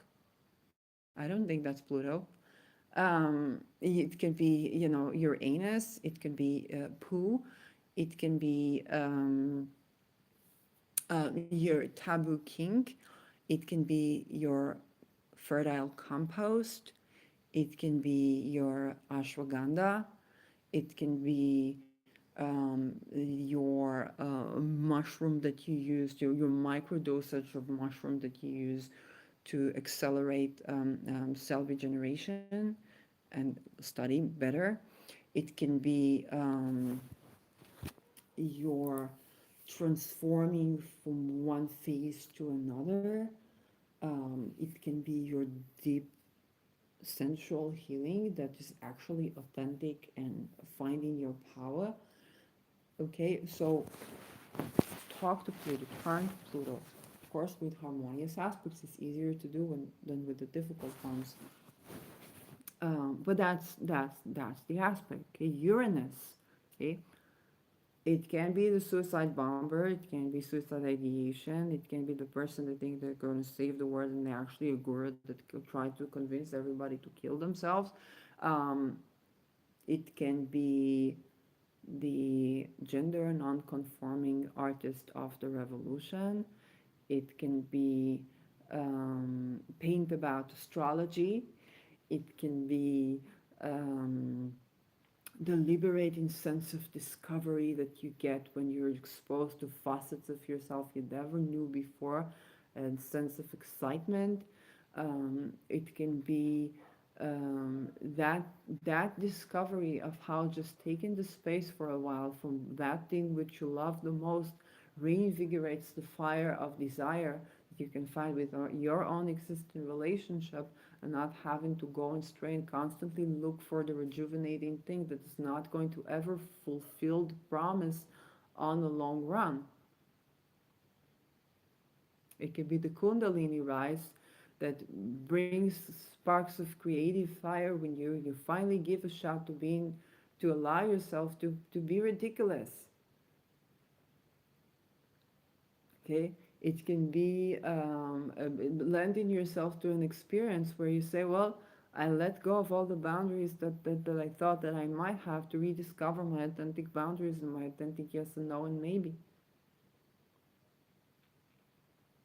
It could be all that. It could be astrology, right? It could be science. It could be nonlinear systems, the waves, and channeling and downloading. Um, so ask Uranus to do those things. Okay, with the luminary T squaring, it's the downloading. It's that you get a download of what to do. Okay, so ask. What I ask is an intention to resolve this tension between Venus and Mars in a civil way that really genuinely accounts for the interest of both and source this issue in a civil way, in a way that is respectful, and letting go of what's not like unnecessary conflict. This is a good time to letting go. Letting go is a full moon. Um, okay, I think that's pretty much it. I don't see the reasoning for doing a day by day. Here you have the moon phases. So we begin with the moon ingressing to Cancer on February 1. February 4th enters Leo. The 6th is Virgo, 9th is Libra, 11th is Scorpio. So this is for the people that are moon sensitive. February 11th till February 14th. Okay, we have the moon in Scorpio. So that's where the moon is a bit struggling to feel safe and free. But then it goes to Sagittarius where it's safe and free. Moon in Sagittarius is safe moon and free Jupiter. And then we have another fallen position of the moon, February 16 to February 18. This is when the moon is in Capricorn. At moon in Capricorn, you can tend to over worry, you can tend to be a bit anxious. Moon in Scorpio, you can tend to feel unsafe because you're at the edge of life and death. Not necessarily on a visceral physical level, it can be just an emotion or something like that. Moon in Capricorn, you can tend to be over anxious about something or worried or self critical. So that ends on February 18. Um, February 20th, moon in Pisces. This is also our new moon in Pisces. Then we have moon in Aries, 22. Exalted moon is on the February 24th to the 26th. The moon is in Taurus. As for elections, the elections, I think, from February are mainly for humanitarian, global, or cosmic work. I don't think I had seen too many personal elections. But I don't know lunar mansion magic. So lunar mansion magic, yeah, like you would have different considerations because according to the lunar mansions. So I don't know. This is something I still need to learn and master and practice. As for personal elections, yes, Venus is in Pisces. No, she's not doing the person. She's not doing what she did when Jupiter was in Pisces with Venus. There was a lot of, pussy sunbathing and eating, steaks on the beach. Uh, Literally so. Like that was the energy for that Jupiter, Moon, Venus in Pisces, which hopefully you all have something to remember for the next 12 years. But this Venus in Pisces is a bit isolated. Then she gets with Neptune, then she gets with Pluto. She squares Mars. Then she sextiles, Uranus for a while. She's not doing anything that I would say, and the moon is not touching her. Um, when she's doing those significant things. It does touch her when she conjuncts Neptune and sextiles Pluto, which is not a personal talisman. Okay, it's not a talisman that you would use to increase your sensuality and dreamy creation. It's a talisman that you would use to write the songs of the revolution, to paint the paintings that people will be referring to in the history classes when they talk about what happened 3 years ago, 300 years ago. Okay, so that is more the way I see this Venus. Um, you may have, like, if you look, if you've inspected the day to day, hour to hour of this, and you find better elections, like, of course that's great. But I don't think I had personal elections. And this is important because I can't reiterate it more. February is being presented by the astrological community as a snake. Snack, sorry, not a snake, a snack. Okay, it's like, oh, you get that easy. Launch everything. Launch everything now. Everything you launch now will be facing a season where almost the entire cosmos is retrograde in September, if I'm not mistaken. And the eclipses are on two sets, okay, two axes. One is the Libra Aries that already begins on April 30, if I'm not mistaken, is April 30. The next one is back to the Scorpio Taurus before we go forward to the Libra Aries. I'm not saying don't launch. Definitely do stuff. Like, you will be recruited to do stuff. Like I said, with with the troops analogy, or my troops, I tell you, you don't fool yourself to think you're walking in shallow waters. The energy is moving forward, yet you're being grabbed by the planets to do something bigger than you. Okay, this is why veterans should not be silenced. This is why, people who are activists should not be silenced. This is why spies who expose relevant stuff, okay, like, like Snowden, like the Assange, should not be silenced. This is relevant for our war strategies. Okay, take the examples that I gave with the soldiers playing football and starting to shoot in the air instead of shooting at each other. This knowledge is something that you should have, because if you think that world wars, uh, you know, 5 years of war and then another 5 years of war is necessary and it just happens and these are the times, um, okay. That being said, you know, surely Uranus on my sun, Neptune on my ascendant, Pluto squaring my Mercury and sextile in my ascendant, surely enough, there's a reason I'm speaking about this here.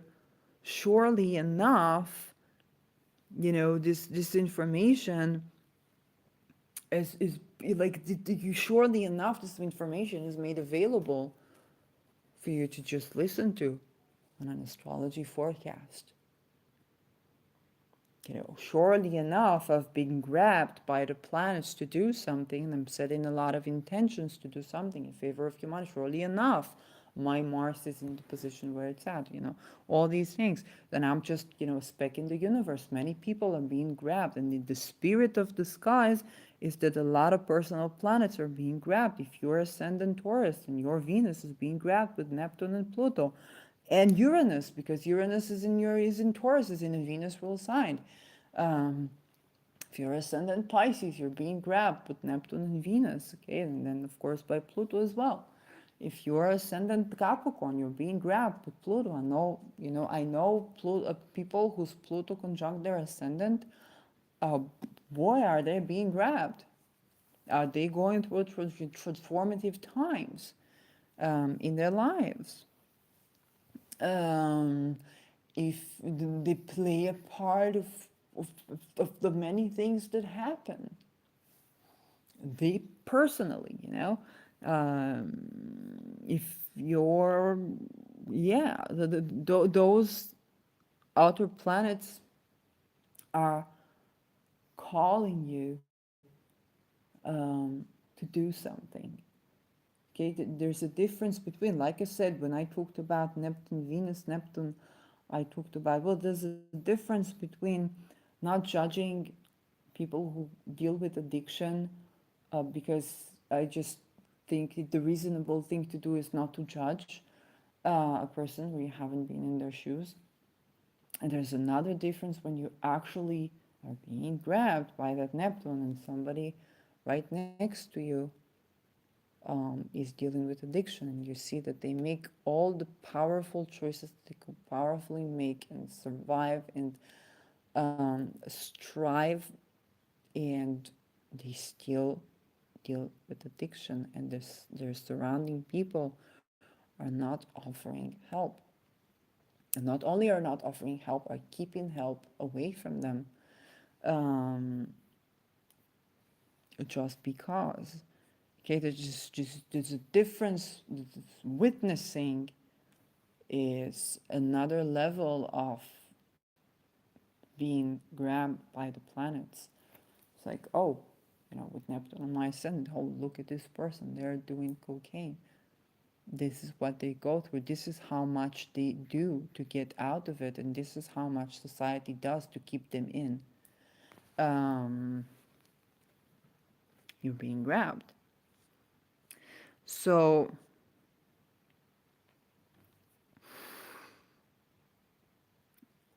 I don't think that this month was represented well by the people who said, "Oh, good, February is a good month. It's a happy. I like the astrology of February."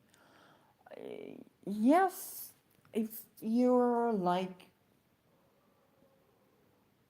is there a personal planet that was not grabbed by the outers? No, none of them. In a hard aspect. In a hard aspect. So the conjunction is a hard aspect. It's a transient effect. Yes and no, depending on your ascendant. Yes and no.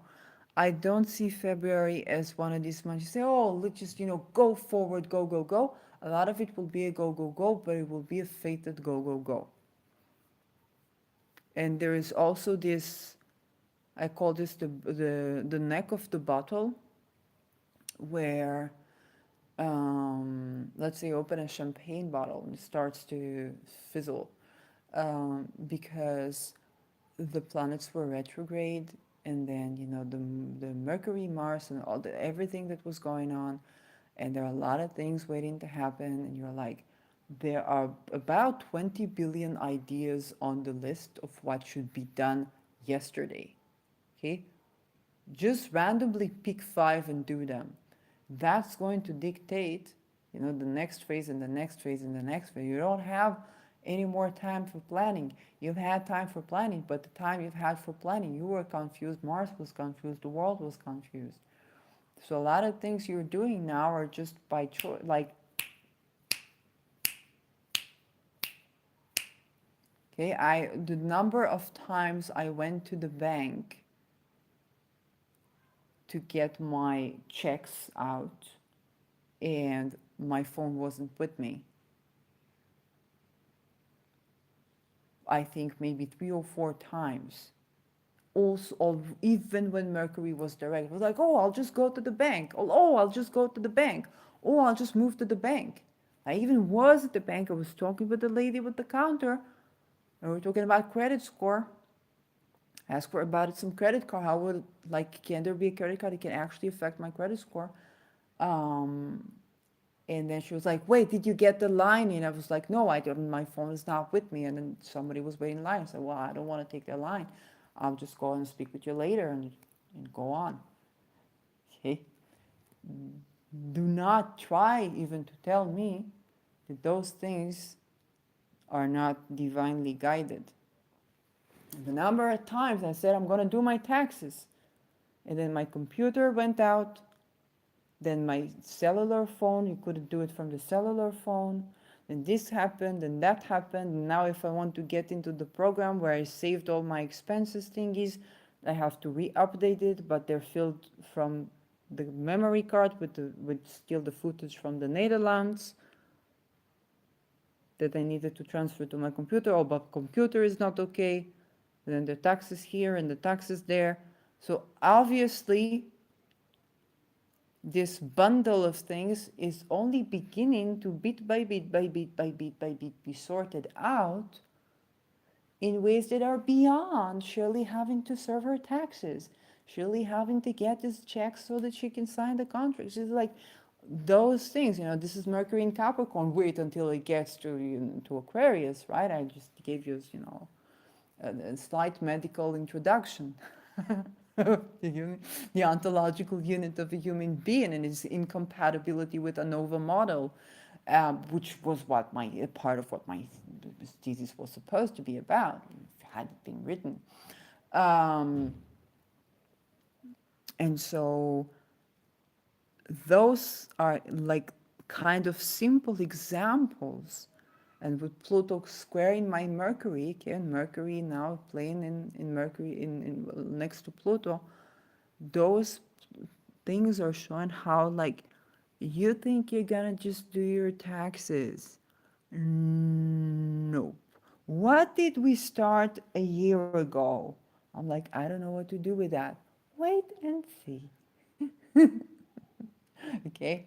You think you're just going to, I don't know, not like go about the things being aware of the credit score and not doing anything more about it just yet.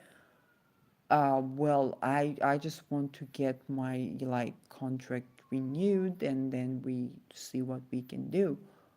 Wait and see. Okay. So two eclipses axes coming up this April, May, and then I think in around September, all these planets that are now direct until April are going to go reverse. Okay, go retrograde. From our illusion, from the perspective of Earth. Yeah, of course, they're not retrograde in the sky, they're just the way they're seen on Earth and the way they are experienced as life on Earth. So, launch, yes. And the universe, if you're being grabbed, you might have this experience like everybody said, but Mars is direct and Mercury, okay, it's in the shade period, but it is direct. It's like, come on, what's going on? Okay, whatever it is, whether it's your taxes, whether it's your reports, whether it's something legislative, some legislative legally binding words. Okay, legally, Mercury in Capricorn is legally binding words. Maybe you're thinking to get married, like about prenuptials, like something is going on right now. Just like this is happening. This is like, well, what is happening? Why can't I just do that? Why can't I just say that? Why can't I just, oh my God, like why is this simple thing becoming so complicated?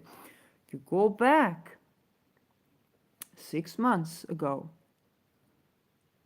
1 year ago, 2 years ago, okay, to beginning of the eclipse cycle, you'll see an unfolding. 2008, you'll see an unfolding of something. And about this stage, you can be a bit of like almost dissociate. It's like, oh, come on, let's get on with it. Okay, you're like, I don't know what to do about this now. Like, you're like, like, choose my battles. Can I just serve this report, please? And you're like, wait and see. Okay. I'm thinking about what happened, when during 2017 was before the Me Too era, and the people that were talking, we were talking, literally, we were preparing our deathbed. Like, that was pretty much the face of it until the Me Too came. And it's not that they didn't try to put us in our deathbed, right? But one of the things I recently said, there's no such thing as suicide. We want to live, okay?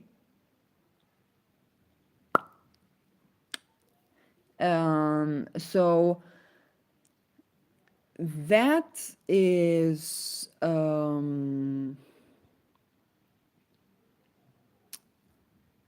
the way that the things work.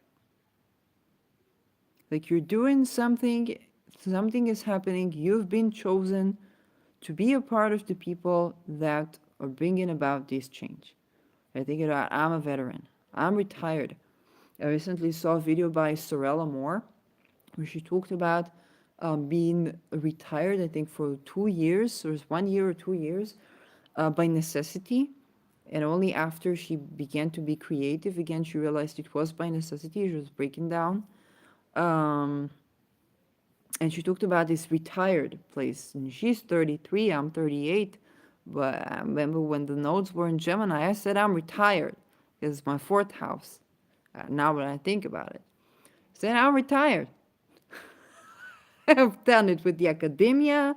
Then I went to therapy, and then that there's like it's like a fourth thing. They what they do. It's not just my therapist, just what they do. The people who are perpetrators or hurters, or I don't know, like I don't want to call them names. I'm talking about the behavior, not the person. Person can change, right? They can change the behavior. But what I'm targeting is the behavior, is not the person. I'm not framing the person, because they just like they learn this. They're being indoctrinated, and they're the strategy is of war strategy. So they learn how to get, the vulnerability of the person, and then they exploit that vulnerability instead of bringing into awareness where a person can grow, where a person can heal. Then they perpetuate trauma.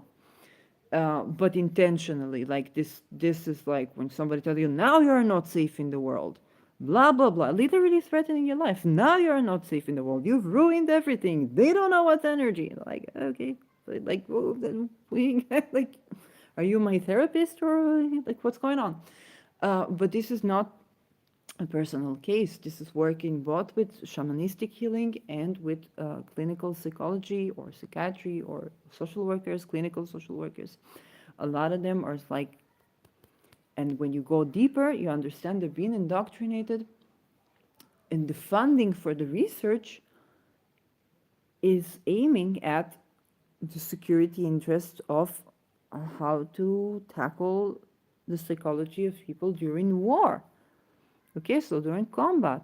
So they learn combat strategies, and then they try to work as a clinical psychologist or clinical social worker or a shamanistic healer.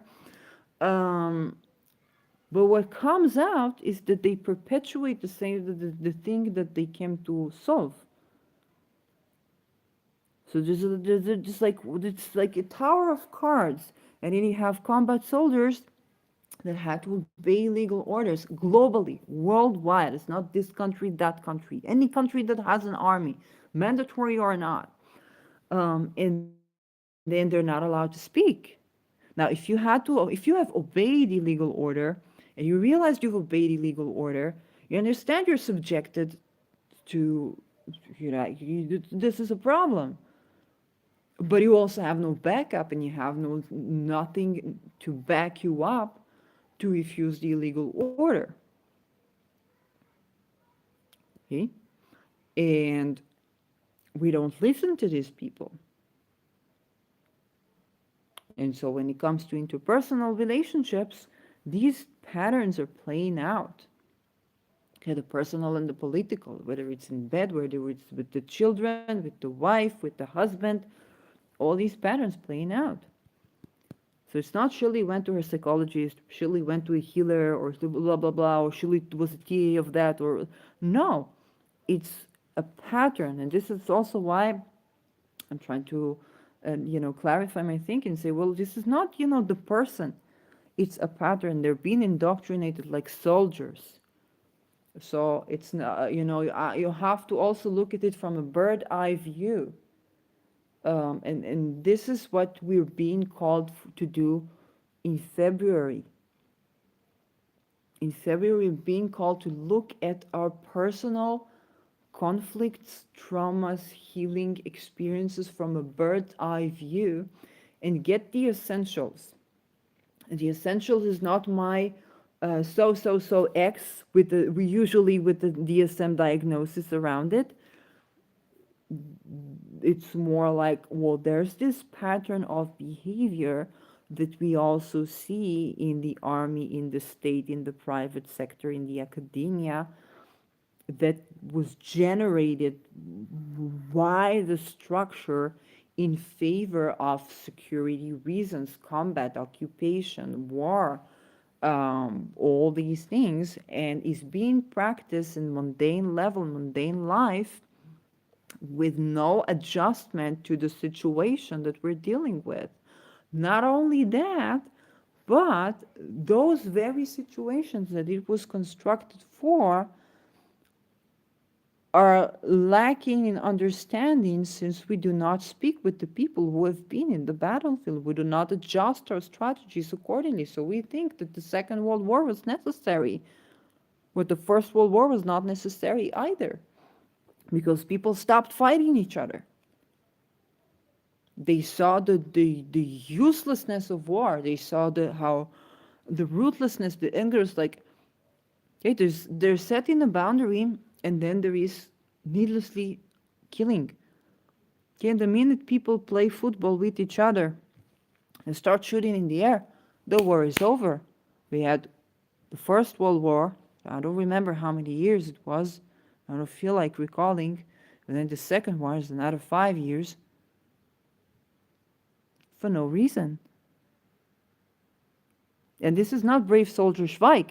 This is reality. For no reason.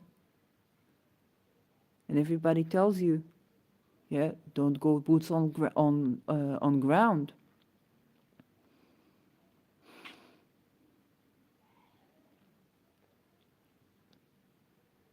So why don't we listen to the combat soldiers who've been there, who've obeyed the illegal orders worldwide? Do not fool yourself to think that one army is better or worse than another, or guerrilla militia. Okay, I do not know a single army that did not begin as guerrilla militias, and if I do, then I do not know if I want to know the Democratic Republic, blah, blah, blah, that was the context of its existence. Okay, this is simple politics. Um, so it really is that simple. And Jupiter is now in Aries.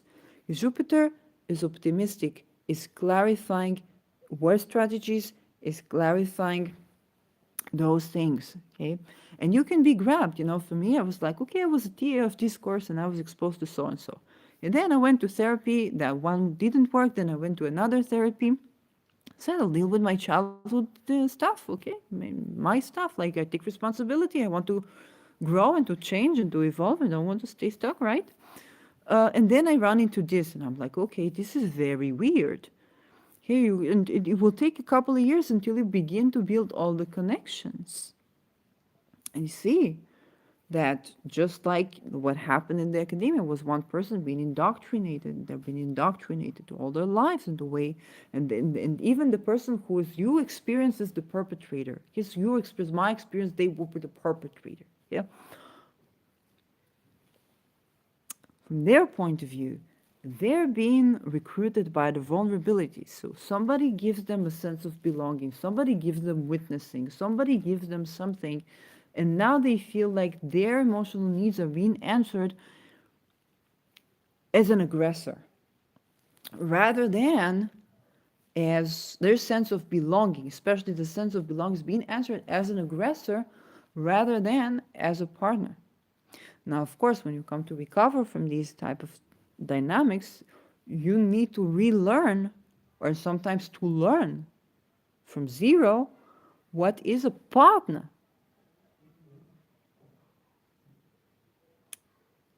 And so you get a person who was indoctrinated in such a way that their needs, regardless of you, were only met as an aggressor.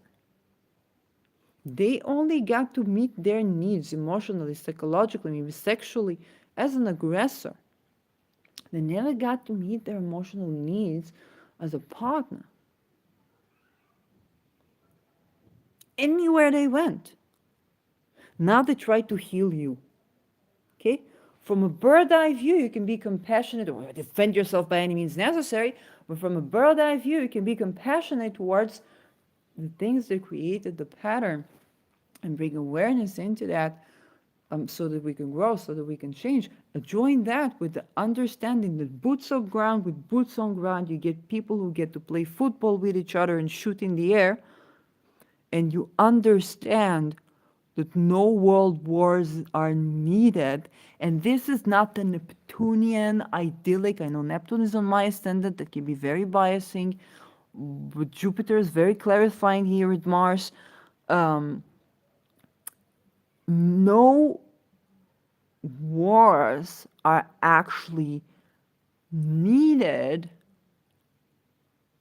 when you don't get people to be coerced to obey legal orders. This is news to me. At 38 years of age, this is news. But you have to speak with the veterans that were silenced to learn this information. It's optimistic news. That there's way less boundary setting needed to set a boundary. And I'm not saying that with any blame towards people who were in any part of combat.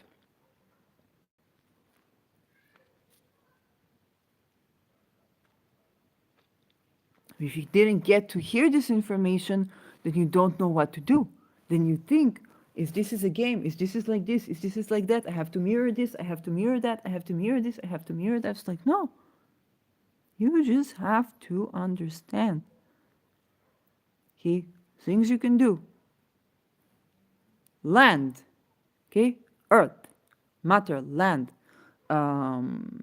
Water. Okay? So food. Water. Validation. Witnessing. Okay? Emotional needs. Fire, transformation, light in a fire, cook the meat, work out, heat your body, take a walk, dance. Okay?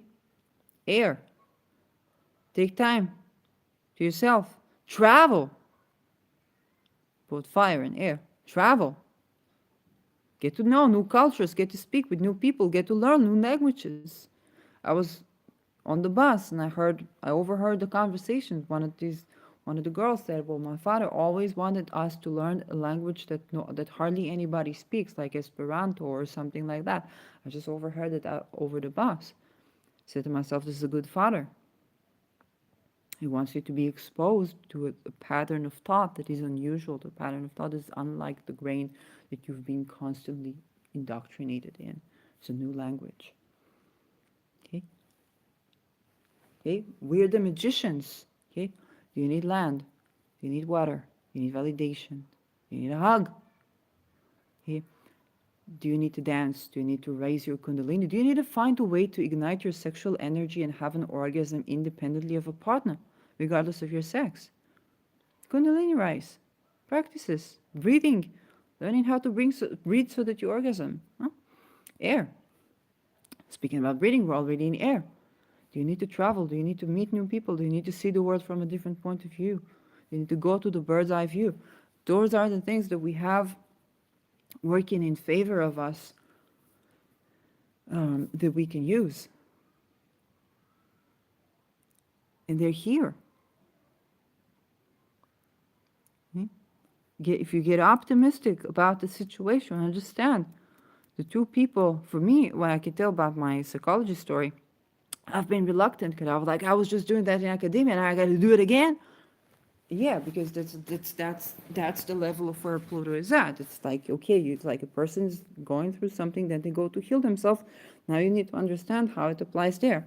Or your colleague sued the organizations. Now you need, you're being exposed to what's happening in the juristic system. Right now we have a big story in Israel. A lot of companies are rethinking their investments because there was a story with the juristic system and the government. Yeah, we had one minister that had problems with the IRS. Happens to many people. Like this can happen. And he got an arrangement and he said, I'm not going to quit my political life. This is what he says. But the juristic system says, no, you said you're going to withdraw from political life.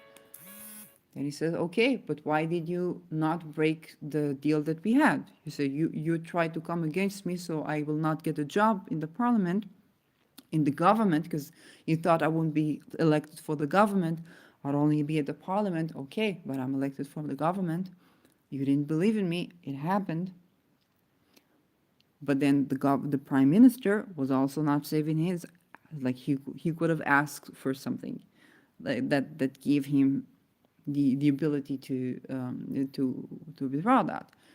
Um, and so the government decided to try and overcome the Supreme Court, and everybody went on the street.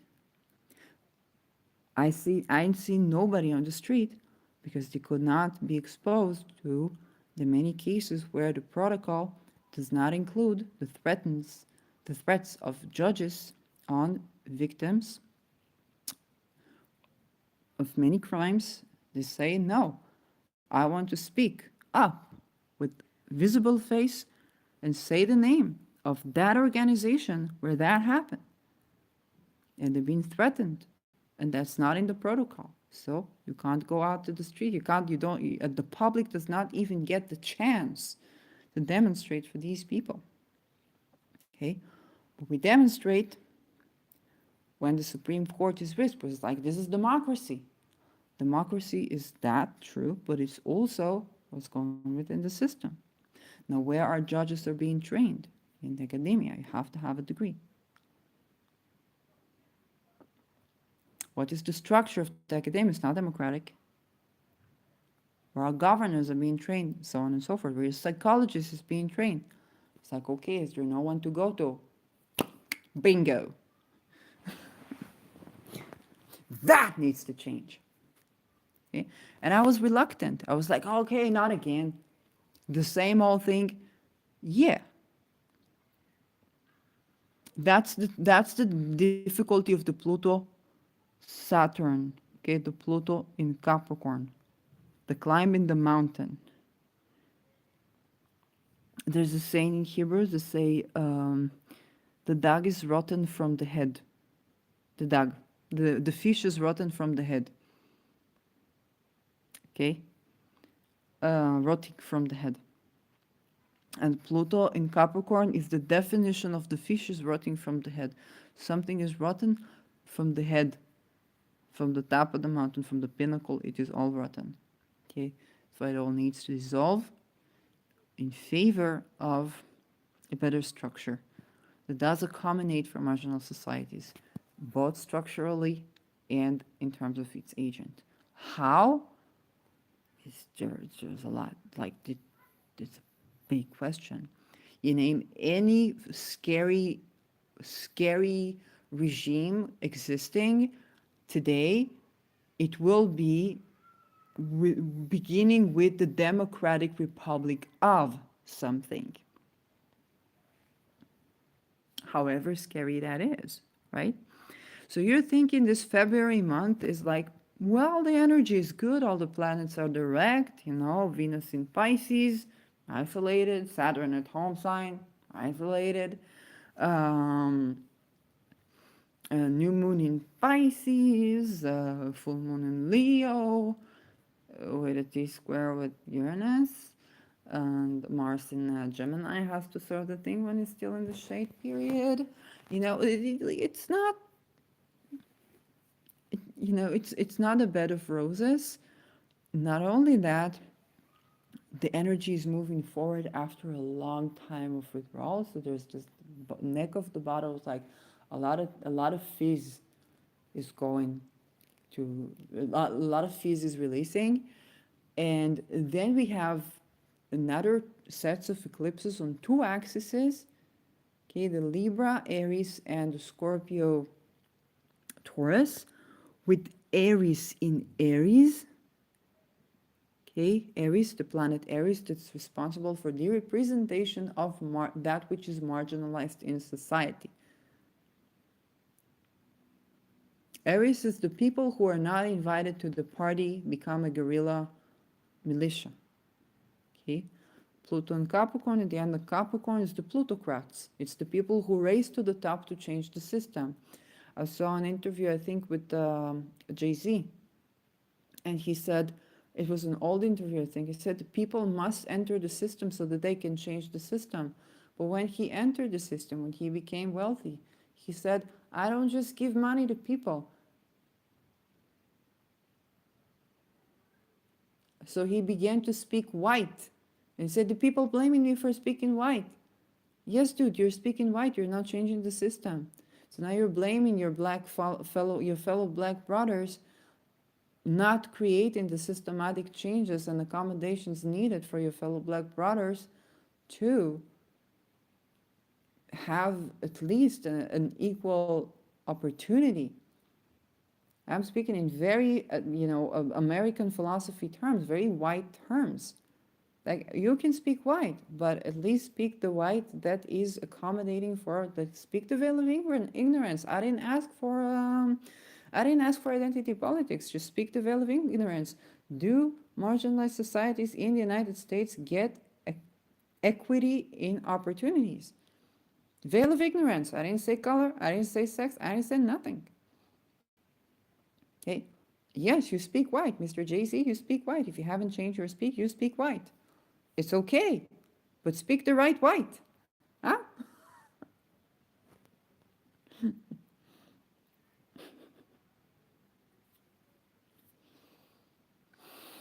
I'm all about teaching people how to fish.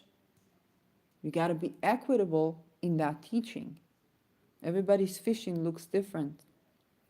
So it's those things that the plutocrats, the people who are now within a part of the system, a part of the people who are now, oh, we're black in Forbes, that's an achievement and nothing can take that away from you. And it's beautiful and it's fortunate and it's by hard work and like, yeah. That being said, equity still has more to do with equal opportunity in the face of everything. And not only equal opportunity to be an engineer or to be a rapper or to be a rock star, but equal opportunity to be anything you freaking desire and are interested in, whether it's a husband, a physicist, a painter. Oh, yeah, I said a painter. Can you get money from being creative? Why not? Why not? So this is the conversation between Aries in Aries and Pluto is Pluto said, well, Pluto in 2008 said, well, we got to get into the system to change the system in favor of the people. People got to get into the system. It sounds very logical. But the same plutocrat in 2023 said, well, I don't just give money to people. They got to work hard. And they tell me I speak white. Yeah, but you speak white, it's okay. You don't speak the right white. There are white people who spoke, like Rawls spoke about equity. Veil of ignorance, I did not say identity politics. I did not say anything else. I spoke to American white veil of ignorance. That's all. That's all. Equity. That's all. How does a person feels Can a person feels at home in the faculty of physics, regardless of what they have between their legs, or how they dress, or what skin color they have? That's the veil of ignorance. This is not identity politics. All of these people should feel at home. There shouldn't be no difference. That's the veil of ignorance. I did not do intersectionality even. Okay? You can speak white. That's not the problem. But you got to speak the white that you came to the system to change the system for. You got to deliver your promise. Aries is here to remind you that. And there's tension. Because when you do get along, when you get into the system and you do get to be a plutocrat, then you get to be exposed to the certain patterns that now are yielding you the success. And if thinking that, oh, I worked hard, I made that, anybody can do that. If I give fishes, they don't learn how to fish. It sounds very reasonable. But do they have equity in the opportunity to learn how to fish? And can you fish with being creative? Can you fish with being a painter? Can you fish with being a physicist? Or if you are born to this place and to that place, then you can only be that profession or that person. That's equity. I spoke American philosophy here. I did not speak anything outside of the domain of American pragmatist philosophy. Okay? Aries, in Aries, is way less elegant than I have been now in reminding Pluto of that. Whatever Pluto is dressed like, whatever they have between their legs, whatever their belief is, or whatever the skin color is. Okay? And that's important. So that's one thing happening in the Aries Libra axis. Then we get another Scorpio Taurus set of eclipse. So and before we move back to the Libra Aries axis of eclipses, and I think it was around September. Let's see if we take a look at September. You know, it's a February one, but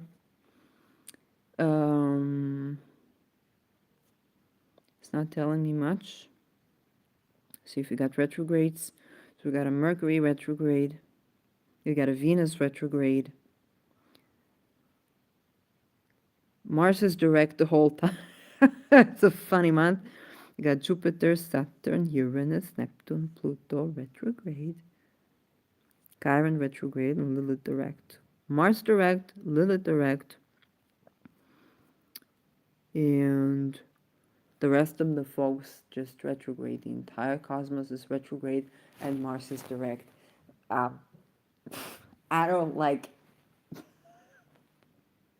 You think February is a simple month.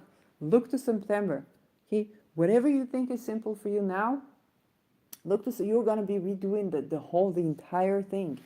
Even what I'm saying now, the way I'm framing it now, maybe there are more things that I would have to rethink. Not only how I'm framing, but it's like, oh, where's Pluto? Yeah, but where's Pluto? Let's just do a chart of something.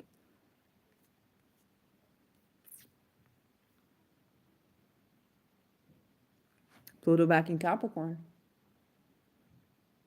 Oh, there's that thing that I didn't even take into consideration. Oh, there's that thing. Oh, there's that thing. Oh, I should have said that thing. Where's Mercury? Retrograde. Damn, I can't say it now. I have to think about how do I phrase it again. I thought we were already through this. Okay? We are not working in shallow waters during February. Please, if you're somehow still listening to this, so thank you for being with me. Also, do not present February as a month that is just, easy, lovely, happy waters. It may be clearer waters than the swamp we've been stomping our feet at in the last couple of months. But it's gonna get swampier in September, and for good reason, because there are many things we do not see correctly that we cannot predict from now. So all that I'm saying now, like, uh, take it with a grain of salt. I've just been to the Dead Sea, right? If somebody question your value, take it with a grain of salt. Take it with a grain of salt, because I don't see everything. And what I see this September, which should be another video, everything's retrograde and Mars is direct. Like, this is a walk in Satyr. Where's Mars? Mars is in Libra, fallen, but direct. Everything retrograde, Mars is direct. And Lilith. You know, it's like, I don't even know if I want to verbalize an analogy or a metaphor to that, because I'm afraid it's going to be too realistic and I don't want to manifest any of that. So I'm like, I'm not going to even verbalize, but you can get it yourself, right? Nothing is operating smoothly, but you're being very active about it.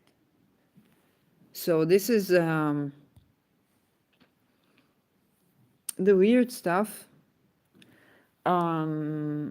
Again, I'm not going to do the 12 ascendants, at least not in this video. I don't think that that's relevant. I'm just going to have a general saying, do not take this all moving direct February month as an easy month, as an and you know, I just like, stop presenting February, like, stop framing February as like, this is so good and so this is so good. No, this is the setup for like, we're setting up the stage for a show that's going to take its own course anyway, and then redone. Like, redone, everything we're doing now will have to be readjusted to the core, but exactly when we'll have to think through of everything, will be very active, working directly. So, you know, I'm like, before I'm going to formulate metaphors, I'm just going to say goodbye, like, you know, until the next